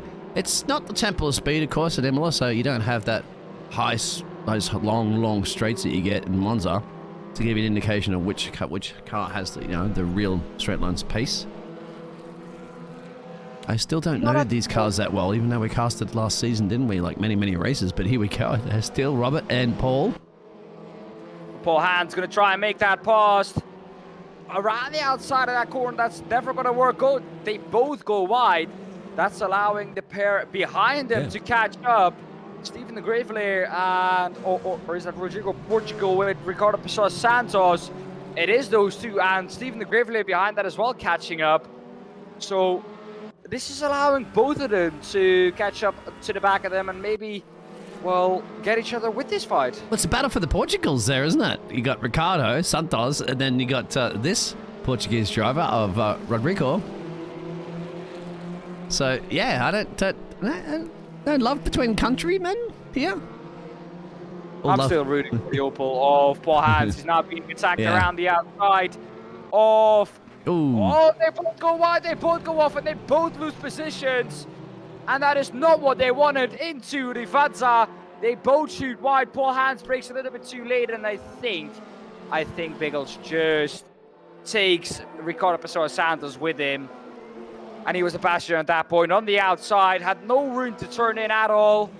Yeah. And they go into the pit lane immediately. Did they go on the pit lane, did they? Yeah. I didn't see that. Ricardo Pessoa Santos didn't, but I think Paul Hans did in the Opel. Yeah, he did. Actually, there he is right there. Correct. Good call. Now, that's one of the first pit stops you've seen, actually, I have to say that, from not like the very early pit stops. So that's going to be something interesting to look at. Alex now has a 1.2 second gap there over Lee Horn. We thought Lee Horn was going to be the new Top Gun in town, isn't it? To try to dethrone Mr. Alex from winning another championship. But hey, it ain't over yet, of course. He's still running in a comfortable P2. That's a comfortable P2 because Fabio Gil, the Portuguese driver's 4 seconds and change down the road, but trying to hold off Fraser within that 1 second gap. Further back here, I don't think we've seen too much of Carl Smith, but there's Carl Smith there for the Danger Racing Squad. Danger. Carl, Danger. In a battle with Gabriel Lopez. By the way, guys, if you were wondering how can we keep track of if they've pitted or not, on the left-hand side, you can see a little icon. That is now at the moment red, and you can just see Paul Hans. He's got into the pit lane, and his icon has turned green. So once that icon has turned green, just take a look at where your favorite driver is. Once that icon has turned green, or if it's already green, in case of that your favorite driver is Paul Hans, then he has already, or he still needs to make that pit stop. Red means he still needs to make that pit stop, or is making his pit stop. Green means he has made that pit stop already that he needs it to do. I'm glad you told me that, because I didn't know. I think it's past Dan. Dan the wise man. Just to mention Apex tracks, do you say before, which one did you have printed? Nürburgring Nordschleife. Yeah, I need to get one. I'm not sure which track. If you're in the chat there, any particular track you'd like to get put up on your wall? I don't know. See, being an Australian, I don't really like the Albert Park circuit that much. You can see this battle brewing here between Neil Cave and Alex Ward. That's the one there. Yeah, I just don't know which track. I mean, Monaco? Meh. No, I don't really like Monaco. I'd say Singapore. I like Singapore, really. It's got 23 corners and street circuit, first night circuit. Yeah, that's one I get printed. Maybe Brands Hatch too. That's a great track. Get them all. That's what I would could get them all, but I'm going to run out of walls. Oh, who's gone off deep in the background there? Was that Stevie? Somebody went really wide. Remo Schneider, I think at the moment in P6 with a battle on his hands as well with Ross Butcher. Who's gaining on him. Here we have him, Remo Schneider. Just in the background there is Ross Butcher. I think one of the closest battles we have at the moment is the battle with Neil Crave and Alex Ward, and Geoff Perkins there. Yeah. just a little bit further back in the field here, we have Alex Ward on the back of Neil Crave, and actually gaining into the Variante Alta. He's going to be able to make that pass. You got to put a little more accent, a little lift on your accent if you're going to speak Italian, my friend. You gotta sound more excited. Variante Alta. There you go. Yeah, man. Italians are very passionate about their language, man, and their food and their culture. So Variante Alta. you have to relay that through to the language. Well, I had to pronounce a certain Italian name of a real-life name driver. Or of a real-life driver, and you might know him when I say it. Into the pit lane, though, goes Neil Crave, I think. Yep. There he is. The Neil star. Mirko Bortolotti. Hey, Bortolotti! You gotta go higher! Come on! Exactly. But yeah. Have you ever met a non-passionate Italian? Oh, he's at the back up into his pit box. He's missed it. That's costing a lot of time here. He's done like a Lewis Hamilton and many other Formula 1 drivers have actually driven through the wrong pit box before, back in the days that you've seen that one. Yeah. Yeah, have you never met a passionate Italian, man? They are very, very passionate. That's something called tifosi here, my friend. Tifosi. They're sitting in the grandstands. There's lots of them. I've never really met an Italian, to be honest. We should go outside one time of this commentary box, because the Italians are really passionate. About 50,000 of them down there somewhere, mate. So you'll find them, pretty sure. We have to get through the traffic as well. They're really passionate about that as well. Yeah. They sometimes give you a little handshake, as you know the real Italians do. Yeah. Stevie there. Well, he's not Italian, but my friend, but he lives in a beautiful country called Belgium, and has a beautiful track, of course, called Spa. I wonder if Stevie has Apex printed Spa on his wall next to his racing rig. Well, Belgians are not that proud of their own tracks, I have to agree. I've met a couple of Belgian people when I went to the 24 hours of Spa. You went there? You went to 24 hours of Spa? Of course I did. Second year in a row. Wow. Did you watch the whole 24 hours? It's a beautiful event. Like I said, my friend Mirko Bortolotti was racing there. They were actually quite well until the 6th hour struck. They got a puncture and they had to retire in, I think, the 12th hour or something, because, well, drama struck. Oh. Punch it too. Oh, and that's there it is. Rodrigo, Portugal. I think the man's from Portugal. Of course, the Crest Autosport team there, number 14, electing to visit the pit lane now, and that's something else. And here's Stevie making a run, currently on Robert again. He's the best friends, I'm sure, on the track. Off track, they're probably best friends. Yep. Well, Stephen the Gravelayer, once I think the helmet goes on, or I think he clicks on start race, everyone is an enemy for him. Oh, absolutely, mate. Yeah. You could be best of friends. You and me, my friend. You and me. You know, we get along well, and you know, we're mates. Yeah, we do. I believe. I thought we did. But you get me in a helmet driving against you, mate. I'm elbows out. All right. You're gonna be you're gonna be shouting at me all the time. Are you fair elbows out, or are you unfair? No. I like these races, like long races, where strategy works for my favor, because I used to actually do a bit of engineering as well for esports drivers and stuff like that. Before I get into casting, hung up my telemetry information and put the microphone on. But yeah, so I engineered some drivers into some great places before in the past, and that's how I drive as a strategist. It's because my pace is not there too, so I had to make up for in the pit stops. Like we've had a few of them now, as you just mentioned there before, Dan. The little green next to their name means that they've made their mandatory pit stop. Of course, they can make as many as they want, but you have to make one. Still, nobody in the top 10, top 12 are yet to make a pit stop, and we're looking at battle at the moment with Stevie. I wonder if Stevie's going to be happy here to get a tow from Robert, or is he going to be getting frustrated soon and maybe try an undercut? Well, it looks like he's as quick as Robert Stoughton ahead of him. So it's going to be difficult for him to try an undercut, because he needs that slipstream really to stay close. And I think he's just going to fall back into the same battle once he gets that overtake done. Now, though, up the inside goes Stephen the Gravelayer of Robert Stoughton. And is he going to be able to make that pass stick in the Lincoln Co on the Cupra? At the moment, it does look like he is. Has the inside for the first part. A beautiful switch back though from Robert Stoughton. Another switch back here. And another one coming up here. And now he gets to drive out of the corner. And into the Variant de Villeneuve. Is he going to be able to make that pass? Not quite. And that is pass done for Stephen the Griffin. Yeah, brilliant. That's why you love those series of S's here at Imola, don't you? Because you can switch one way or another. Another, of course, just looking in the background there is Ricardo Barasa Santos. And once again, a bit of a gap's forming up the road there, but you see now Lee Horn is about 2 seconds and change down the road there from Alex leading this race. This is one of your closest battles you're watching right now. Those pit stops, well, you'd have to say Fraser, right? Rostons is probably the leading car once he's had that pit stop. He's 50 seconds to change down from our race leader. Well, he's definitely the lead car with a pit stop, but I think once we see those pit stops happen, Alex Everitt will still be at the top because, of course, he was on top when the pit stop cycle started. He can take as long as he wants with pitting.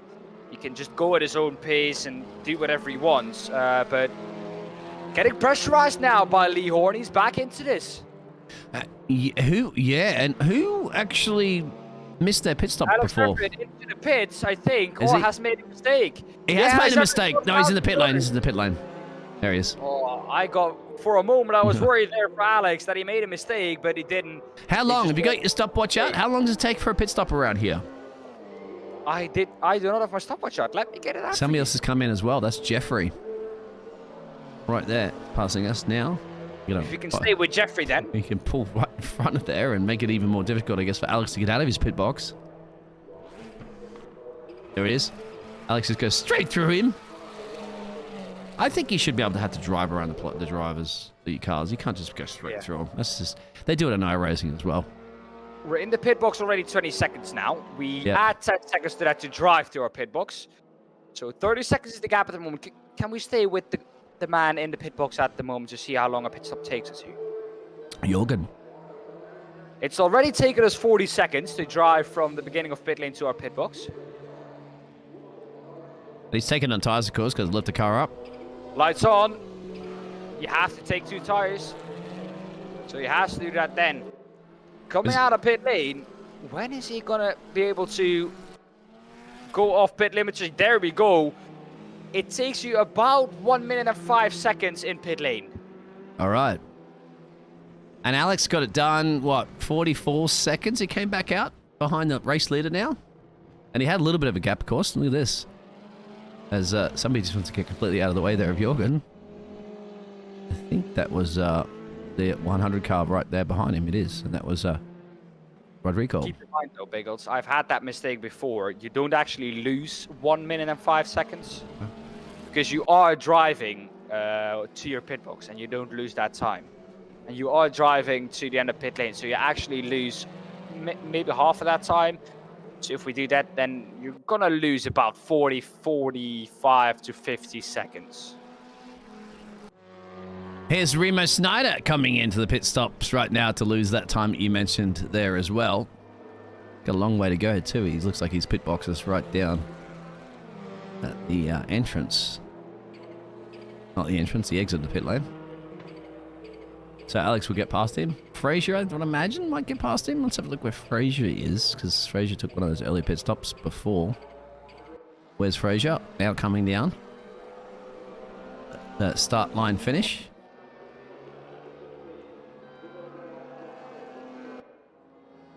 Remo Schneider now is ahead of him, though. So Remo Schneider now the lead car. Yeah, that was close. Fraser Roston's ahead. Yeah. So and Fraser also Ross Roston- Butcher. And Alex Everitt is also behind Fraser Roston. Yes, Alex is behind. Did Alex? Yeah. Well, what happened there? Because, hey, did I not tell you that Fraser taking that pit stop earlier is now probably in the net lead of this race because you still have 7 drivers to box. Yeah. Yeah. See, What's happening to Biggles Alex knows Everitt? best.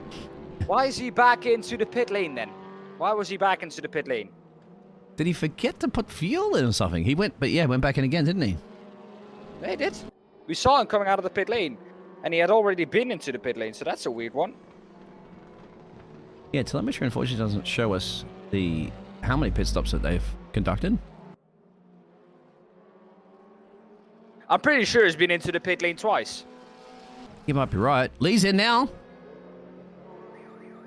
And that's crucial. Can Lee come out ahead? Remember, Lee Horn that you're looking at right now qualified in P1.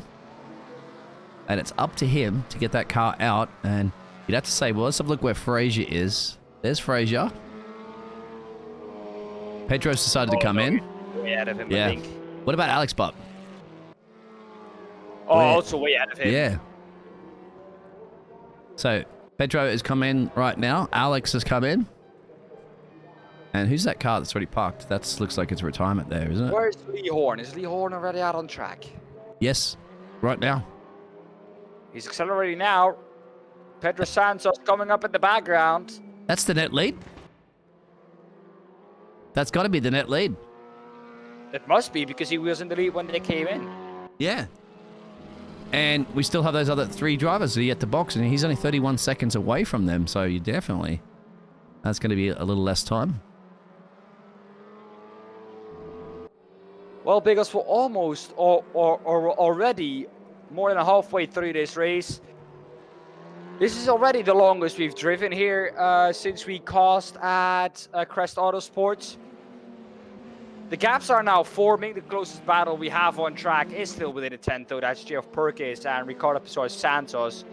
The battle we are looking at right now between the Alfa Romeo and the Hyundai, but the Alfa Romeo is looking to drop back a little bit over that long race pace.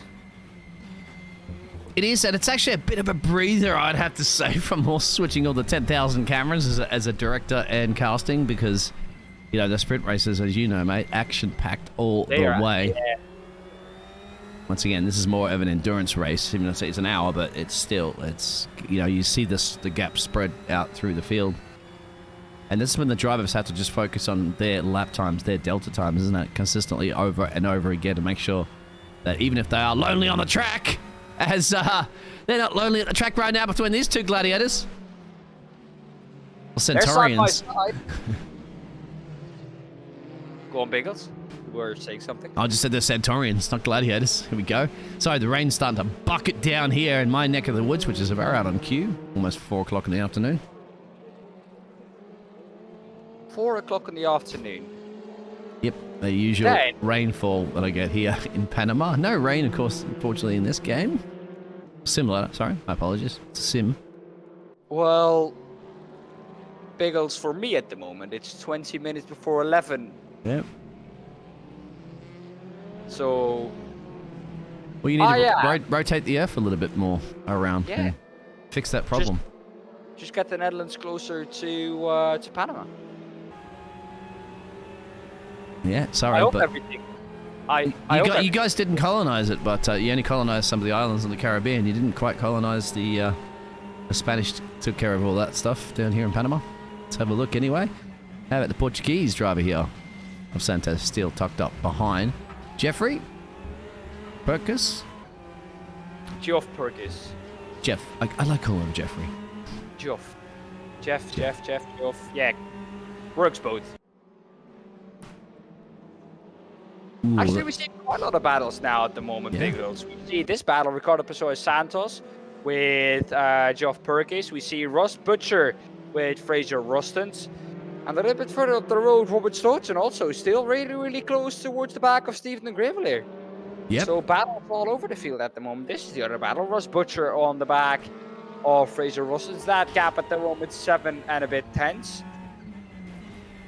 So could Ross Butcher be looking for a podium finish here? Yeah, perhaps there's another one, of course, there's Lee Horn now. Oh, that's because right now Robert's gone into the pit lane. So Lee Horn back up into P2 and flying soon as Stevie's gone in.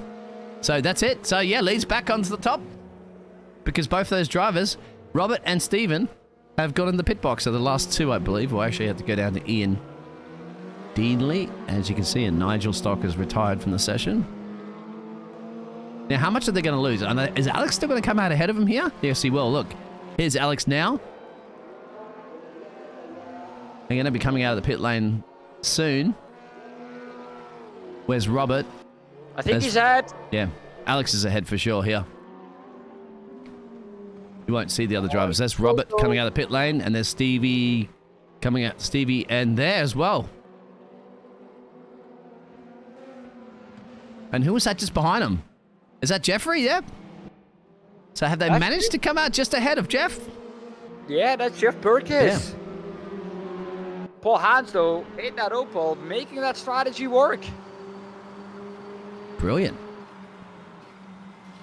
That's Paul Hans just up the road, of course. We're looking at Jeffrey trying to hold off Robert. That's just got some fresh boots, no doubt, on that pit stop. But he's got to get the tyre up to the temperatures, doesn't he? You can't just go straight out of the gate like a madman when you're driving in a very fast touring car. And Ricardo Santos again tucked up behind the number 55 car. Well, Ricardo Santos will be trying to make this pass on Robert Stoughton. Can he make that pass? This is the closest battle we have on track for you at the moment. The Hyundai versus the Cupra. And the Cupra does seem to have a little bit of the edge through the corners, but the Hyundai comes back at him on the straights. And Alex right now is coming back on Alex Ward. Here we go. Battle of the Alexes. We said that last season. And here we go. Just a different racing line that Alex Everitt takes, isn't it? Just something else. Well, he has shown it in race 1. Can he make that comeback again in race 2? 27 seconds is the gap at the moment. That's a little bit bigger than it was in race 1, let's just say, Biggles. Is this battle brewing again, my friend? This is once again Ricardo Santos with Robert Stoughton. Robert Stoughton now going to try and make that pass. Like I said, the Hyundai has the edge on the straight. There we go. But now the Cupra has the edge in the corners once again. Look at that. Braking later. Down the inside he goes once again. He's going to go deep. No, but they do touch. And Ricardo Santos has to take the excursion onto the rumble strips and onto the gravel. That wasn't that nice from Robert Stoughton. No, off into the grass as well. Now, is Ricardo Santos, is his suspension broken maybe from those rumble strips? That could be quite the case. He won't be happy with that, will he? No. That car's not looking very good at all. It's going to hit his full speed at the camera. He's out. Out of this race. Santos out from a very good position. And that he must be devastated with that. I would be, absolutely. You could see that it went straight at the cameraman. Wasn't a happy camper of that car. I couldn't turn it properly. Too much damage. Another battle brewing between Fraser Rostons and Ross Butcher. A little bit further up here. Yeah. Get that one right. I'm butchering Paul Ross's name. You're butchering all names, Biggles. That's what you're here for. Another battle brewing behind this too. Look at this as well. We've seen Paul Hines and Jeff go at it. Perkis. 2 for now. All race long. They've been doing this for about 30 to 40 minutes. Oh, well, say 20, 30 minutes. I think this is going to last till the end, Biggles. 7 or 1.5 tenths is this gap. Paul Hans is going to have to try and defend this in his poor Opel, the one and only Opel in the field. At the moment in the top 10, not doing too bad at all. Yeah. You have to say also the Portuguese driver's not doing too bad as well, too, in 2nd and 3rd place.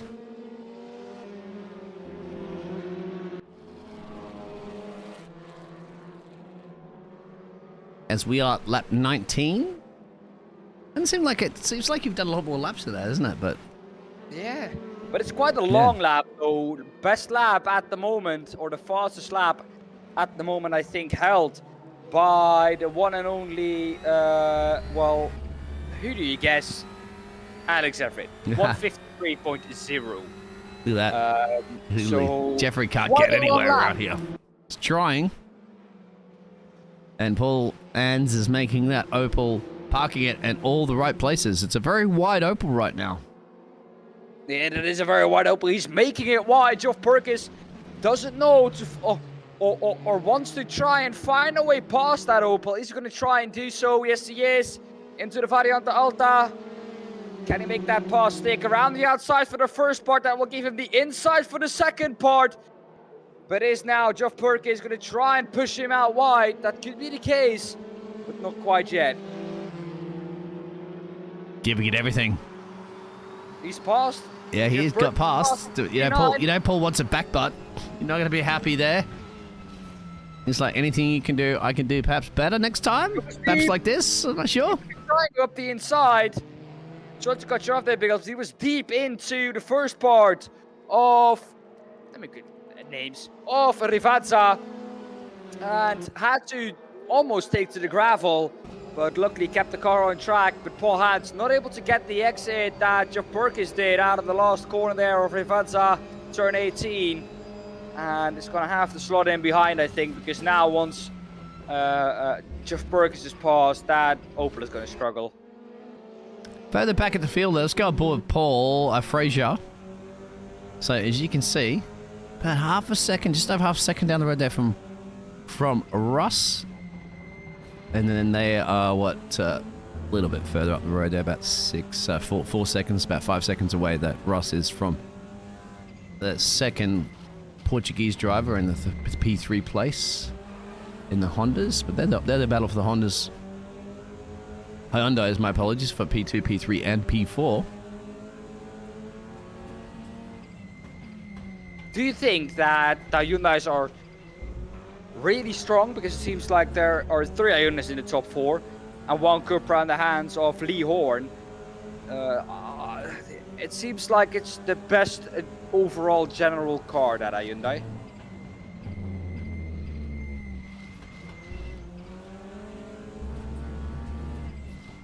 No, Biggles? Don't you think so?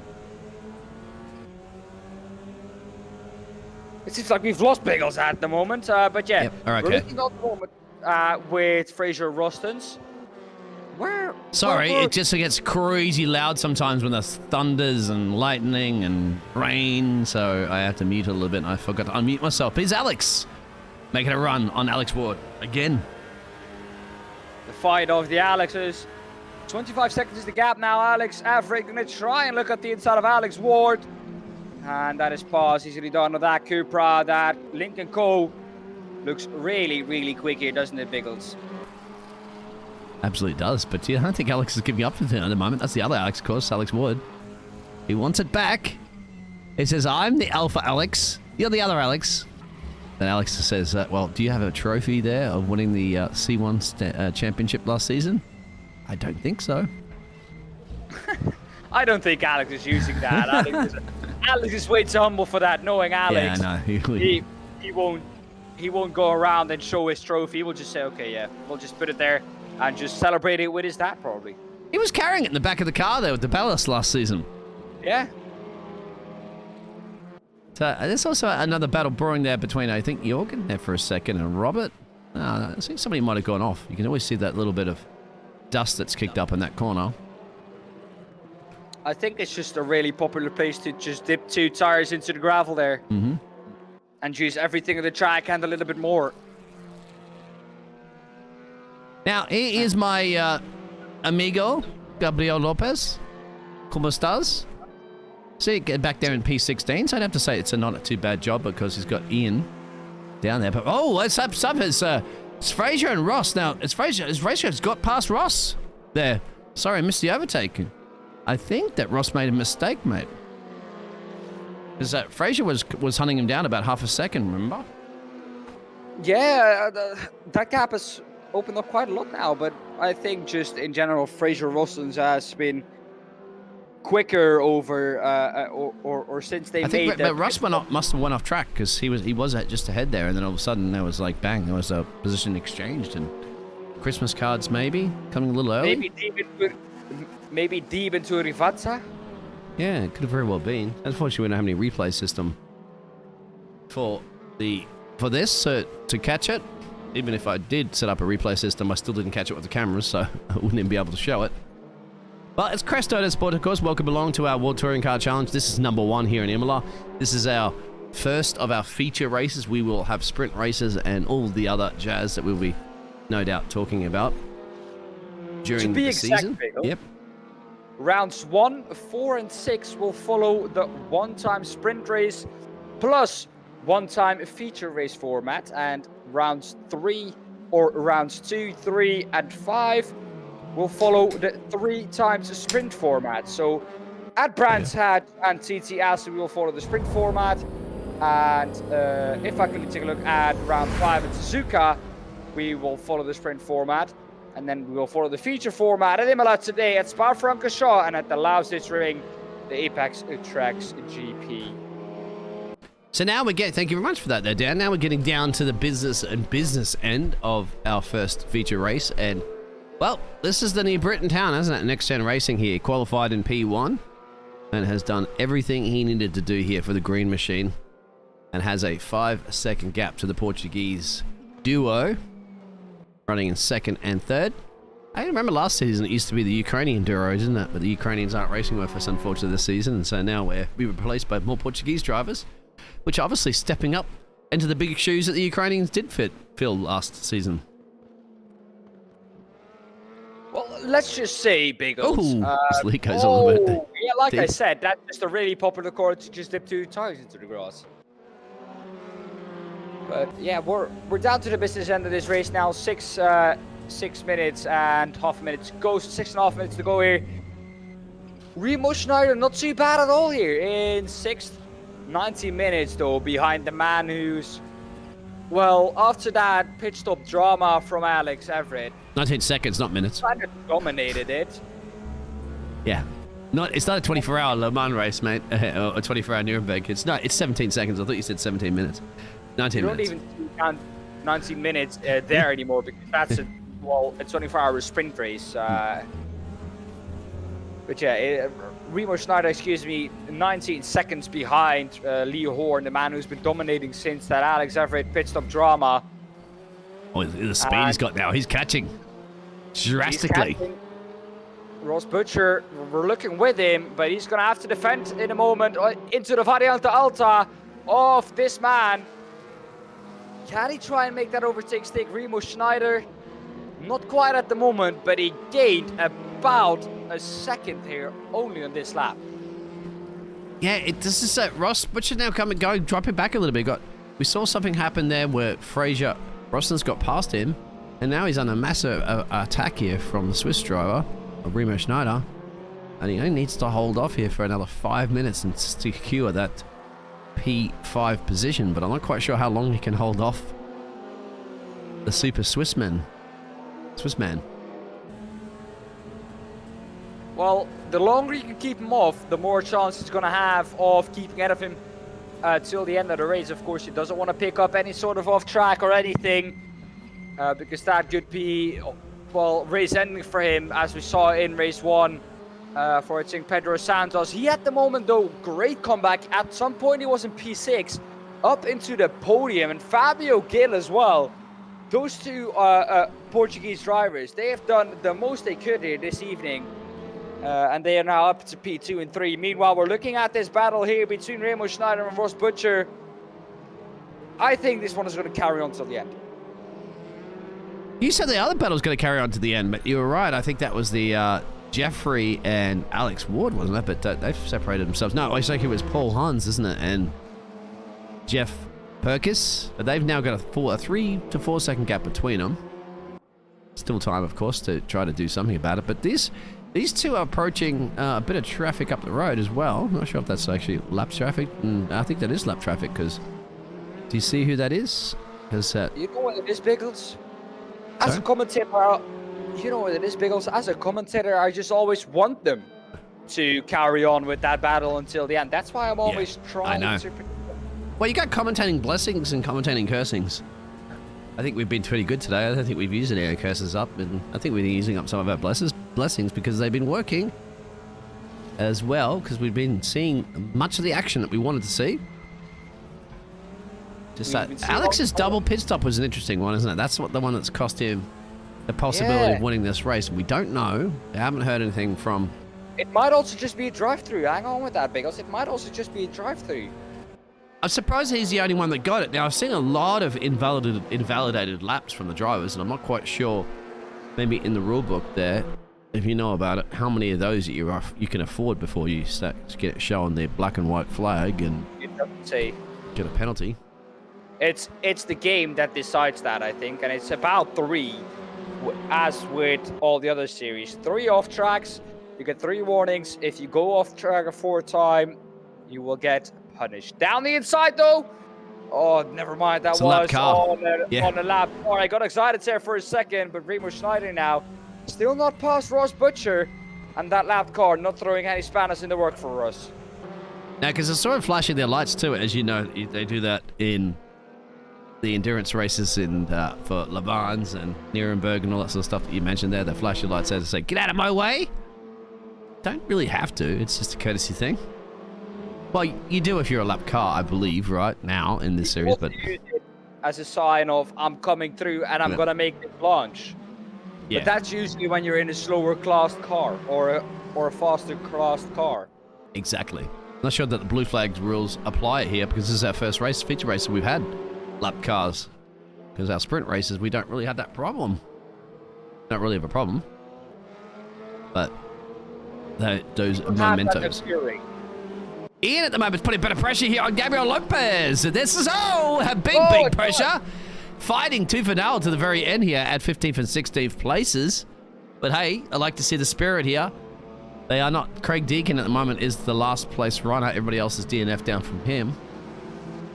Biggles, I'm going to tell you something. It's going to be close here for Lee Horn to try and get another lap in because he's just come across the line around 20 seconds ago. And there's only 1 minute 25 to go here. And the lap takes you around 1 minute 54 on a normal average lap. Now he has some time to drop back if he doesn't want to do an extra lap. How does the car sound? Let's listen to it for a second. You know, as a race driver, is he lifting, coasting, or what is it? Sounds...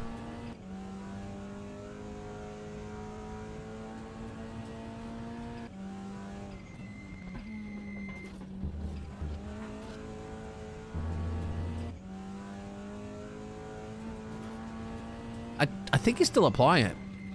Because his last lap was a 53.4. His best lap was a 53.2. Ooh. That was a little bit wide there through Aqua Minerale. Yeah, I don't think you want to be able to make any mistakes right now after you've delivered the performances. Yeah, it sounds pretty comfortable on that, doesn't it? Like, and he can afford, he's got a 4-second gap down the road. But further back, this battle's still brewing, my friend. So hopefully maybe he'll give us one more lap to see that or not. Well, I think we're going to have to go to the front of the field because it is going to be close here. Coming for the last time through Rivazza, I think, because look at the time. He's going to get there. I don't think he's going to get there. This is going to be the finish in the end. There we go. 0 seconds left on the clock. This is the finish for Lee Horn. He's going to come across the line to take victory in the first feature race here on Crest Autosport. And behind him, it's Fabio Gale in P2. Pedro Santos, though, now coming through to take P3. And Biggles, what a feature race that was. This could be a little battle here brewing towards the very, very dying stages of there between 5 and 6 here. But I don't think Remo Schneider's going to get him on the line. No. Ross did hold off. I was going to say the Swiss Superman, really, at that point. I'm going to give him a nickname, Swiss Superman. I like that. He might like that too. He's flying, that's for sure. He can fly. The Flying Swissman. Yeah, Flying Swissman. No, we've got Flying Dutchman. So, no, it's got to be Superman, something like that. It's got to be. You can't have that. There's too many Dutch flyers. As Alex Everitt ends up finishing in that P7 position there, and ahead of the other Alex, of course, the Battle of the Alexes. And that other battle you wanted to see between, obviously, Jeff Perkis and right there, P9 and Paul. So he does get the Opel, German driver, towards the end there. And Stevie gets... Stephen Graveling and P11. Jorgen, of course. Those results will come up in a second anyway. And, yeah, come on, Gabriel Lopez. He's still got that car home there. Well, the Colombian driver there. And Craig Deacon still bringing it home. Finished in the final position. 17 drivers that finished this race. Here you go for those results. Well, then the results are on your screen right now.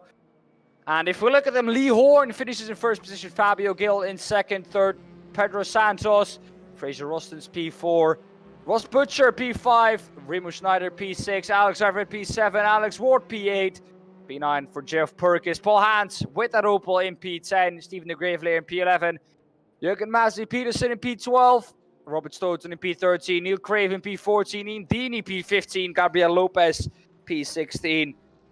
Craig Deakin in P17, Ricardo Pessoa Santos in P18, 19 for Carl Smith, Rodrigo Portugal in P20, and Nigel Stock in P21. Fastest lap there, though, for Fabio Gill that lap.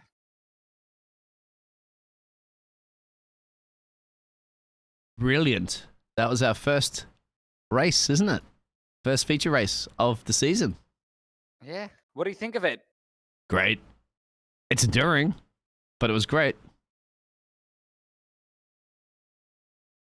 There it is right there, your results again. This time I had it resized correctly. Amazing. Amazing. Biggles, you're learning. Yeah. Well then, as we look at the results again, like I said, Fabio Gill with that fastest lap in the end, 4.2 seconds behind Horn in the end. How close do you want it at the end of a feature race? Only 4.2 in it, over 50 minutes. That's not too big of a gap, is it? No, not at all. Not considering you had those pit stops, remember? And we still would like to actually ask, if we can for some interviews there, what happened with Alex of his second pit stop that we did not aware of. Here we go. We have someone with us at the moment. Yeah. And it's the man who won in race 1. And, well, we all saw it. He went off track in race 1, and in race 2, he performed a very dominant drive. Mr. Lee Horn. Hi guys.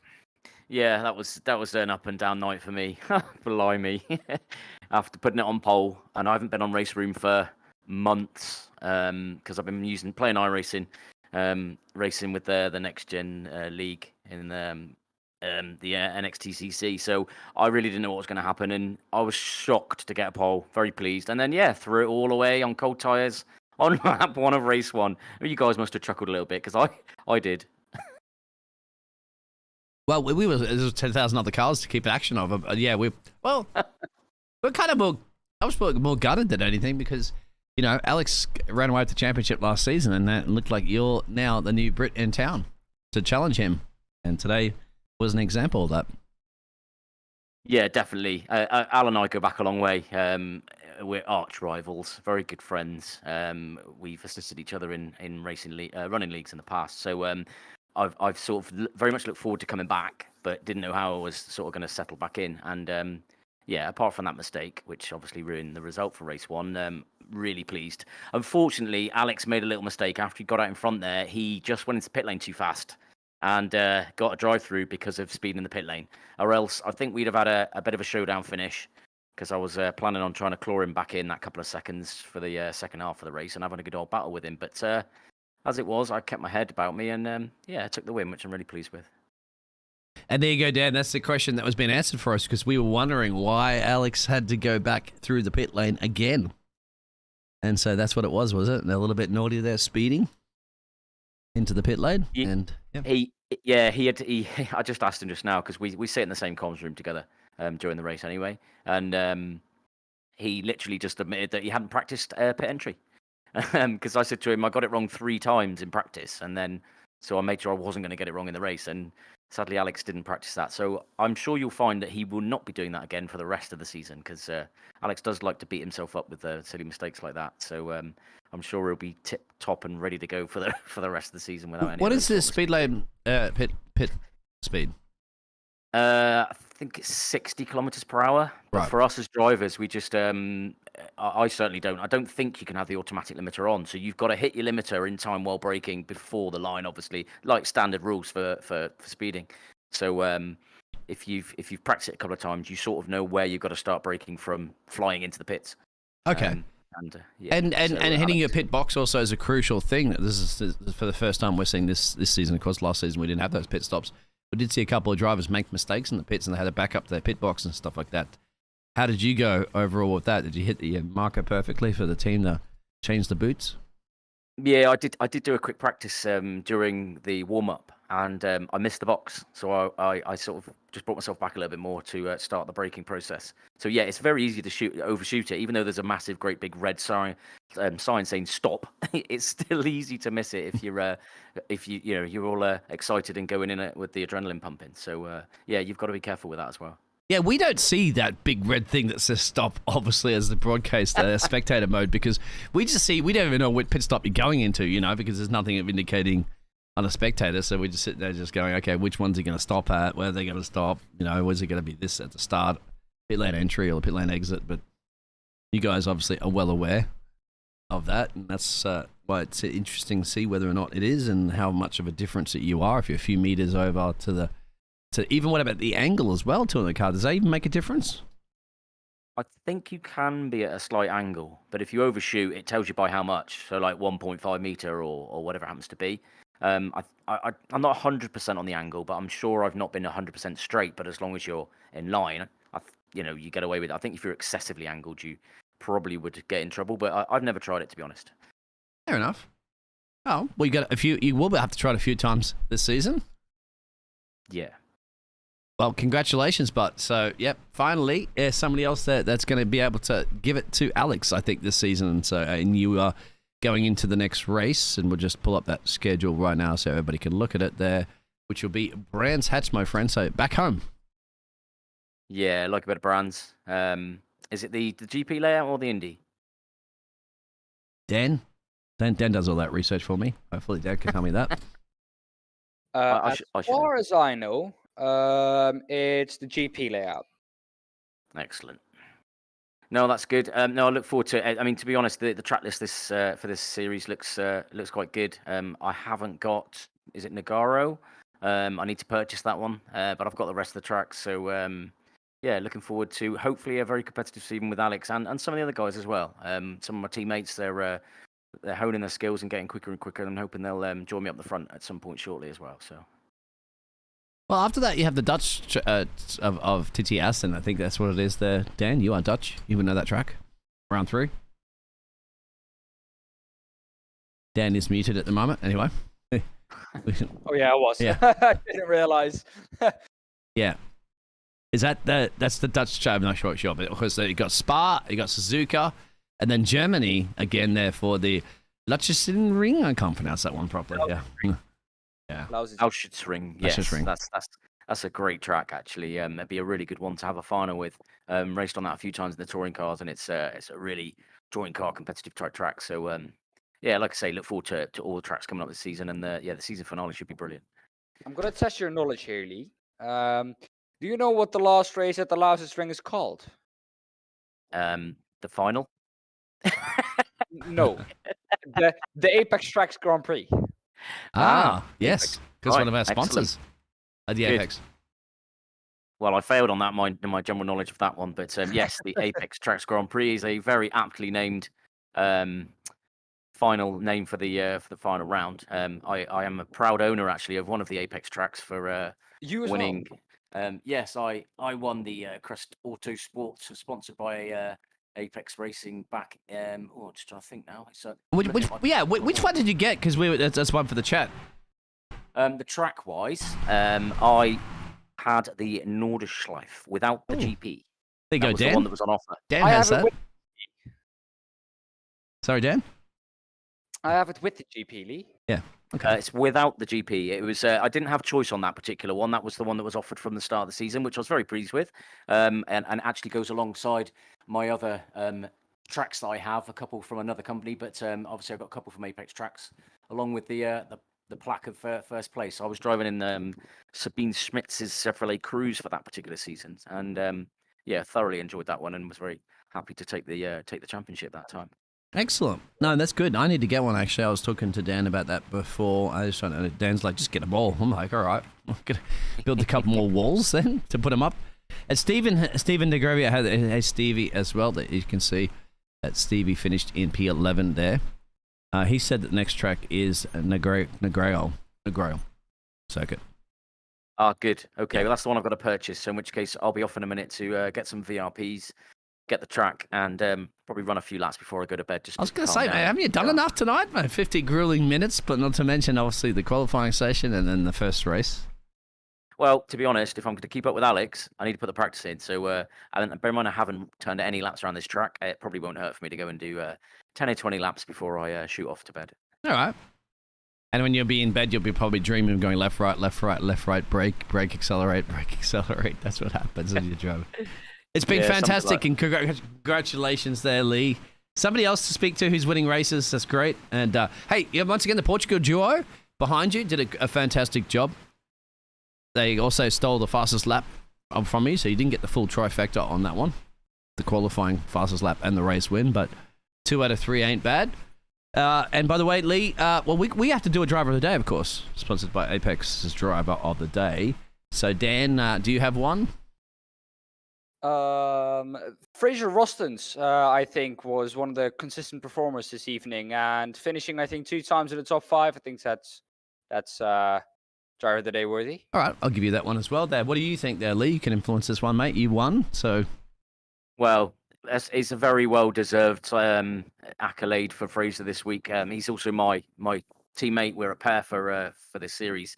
You'll share our setups and things. So yeah, I'd probably agree with that one. He's had a couple of consistent finishes and showed a really good start to the season. So hopefully he can build on that, and me and him can take it to Alex and anyone else that's up the sharp end with us. Excellent. There you go, Fraser. Congratulations. You are our Apex Crest Autosports driver of the day. And more driving, of course, to come next week. So we'll let you go get some practice in now, mate. Purchase that track, of course, and get a couple of laps in and continue to do what you're doing best at the moment, which is winning. Thanks very much, guys. Yeah, much appreciate it. Thanks for doing the stream and the commentary. Cheers. Thank you. No problem. So I think we're going to wrap it up because it's been quite an event here this evening for the first one of, as we said, in Imola, and then we'll be going to Nagaro circuit. Where is Nagaro, by the way, to the Dan? Nagaro, where that is? You're asking me that? I can look it up for you. Nagaro is in France. In France, okay. So we'll get the new calendar updated. It probably has been updated. I probably just used the wrong one. My apologies. But, that's our dress rehearsal over. The main show, of course, will be next week again. Cool. So, once again, Dan, you go through our fantastic sponsors to put this on here for Crest Autosports, and then you can get to bed. Can I? Yeah. Finally get to bed. Oh, my God. I've been wanting this. No, of course not. I would have loved to do another 2 or 3 hours of commentary, of course, on the Crest Autosport. But yeah, our main sponsor is Apex Tracks, where you can get, like Lee said as well, your own sculpture to hang on the wall or to just place somewhere in wherever you want it. Basically, you can put it wherever you want it. From Formula 1 tracks to just every track, prototype technologies. Do they have Bathurst? I think they do, right? I think they do. I would like Bathurst. Yeah, okay. That's a great track. Yeah. Anyway. And of course, our other partners are 603 Autosports, 3D Wrap, Track Racer, Digital Spirit or Digital Motorsport, Esports Sim, and the GP Box. Well, Biggles, I'm going to say my last 3 words, and why don't you wrap it up afterwards? I would say, great first evening. There you go. That was 3 words, exactly. Great first evening. Well, great World Touring Car Championship racing here at Crest Autosports. Thank you very much. It's been fantastic. Tune in next week for more and of great racing. November time. And look at that, 3rd of November. We'll be back. Good night.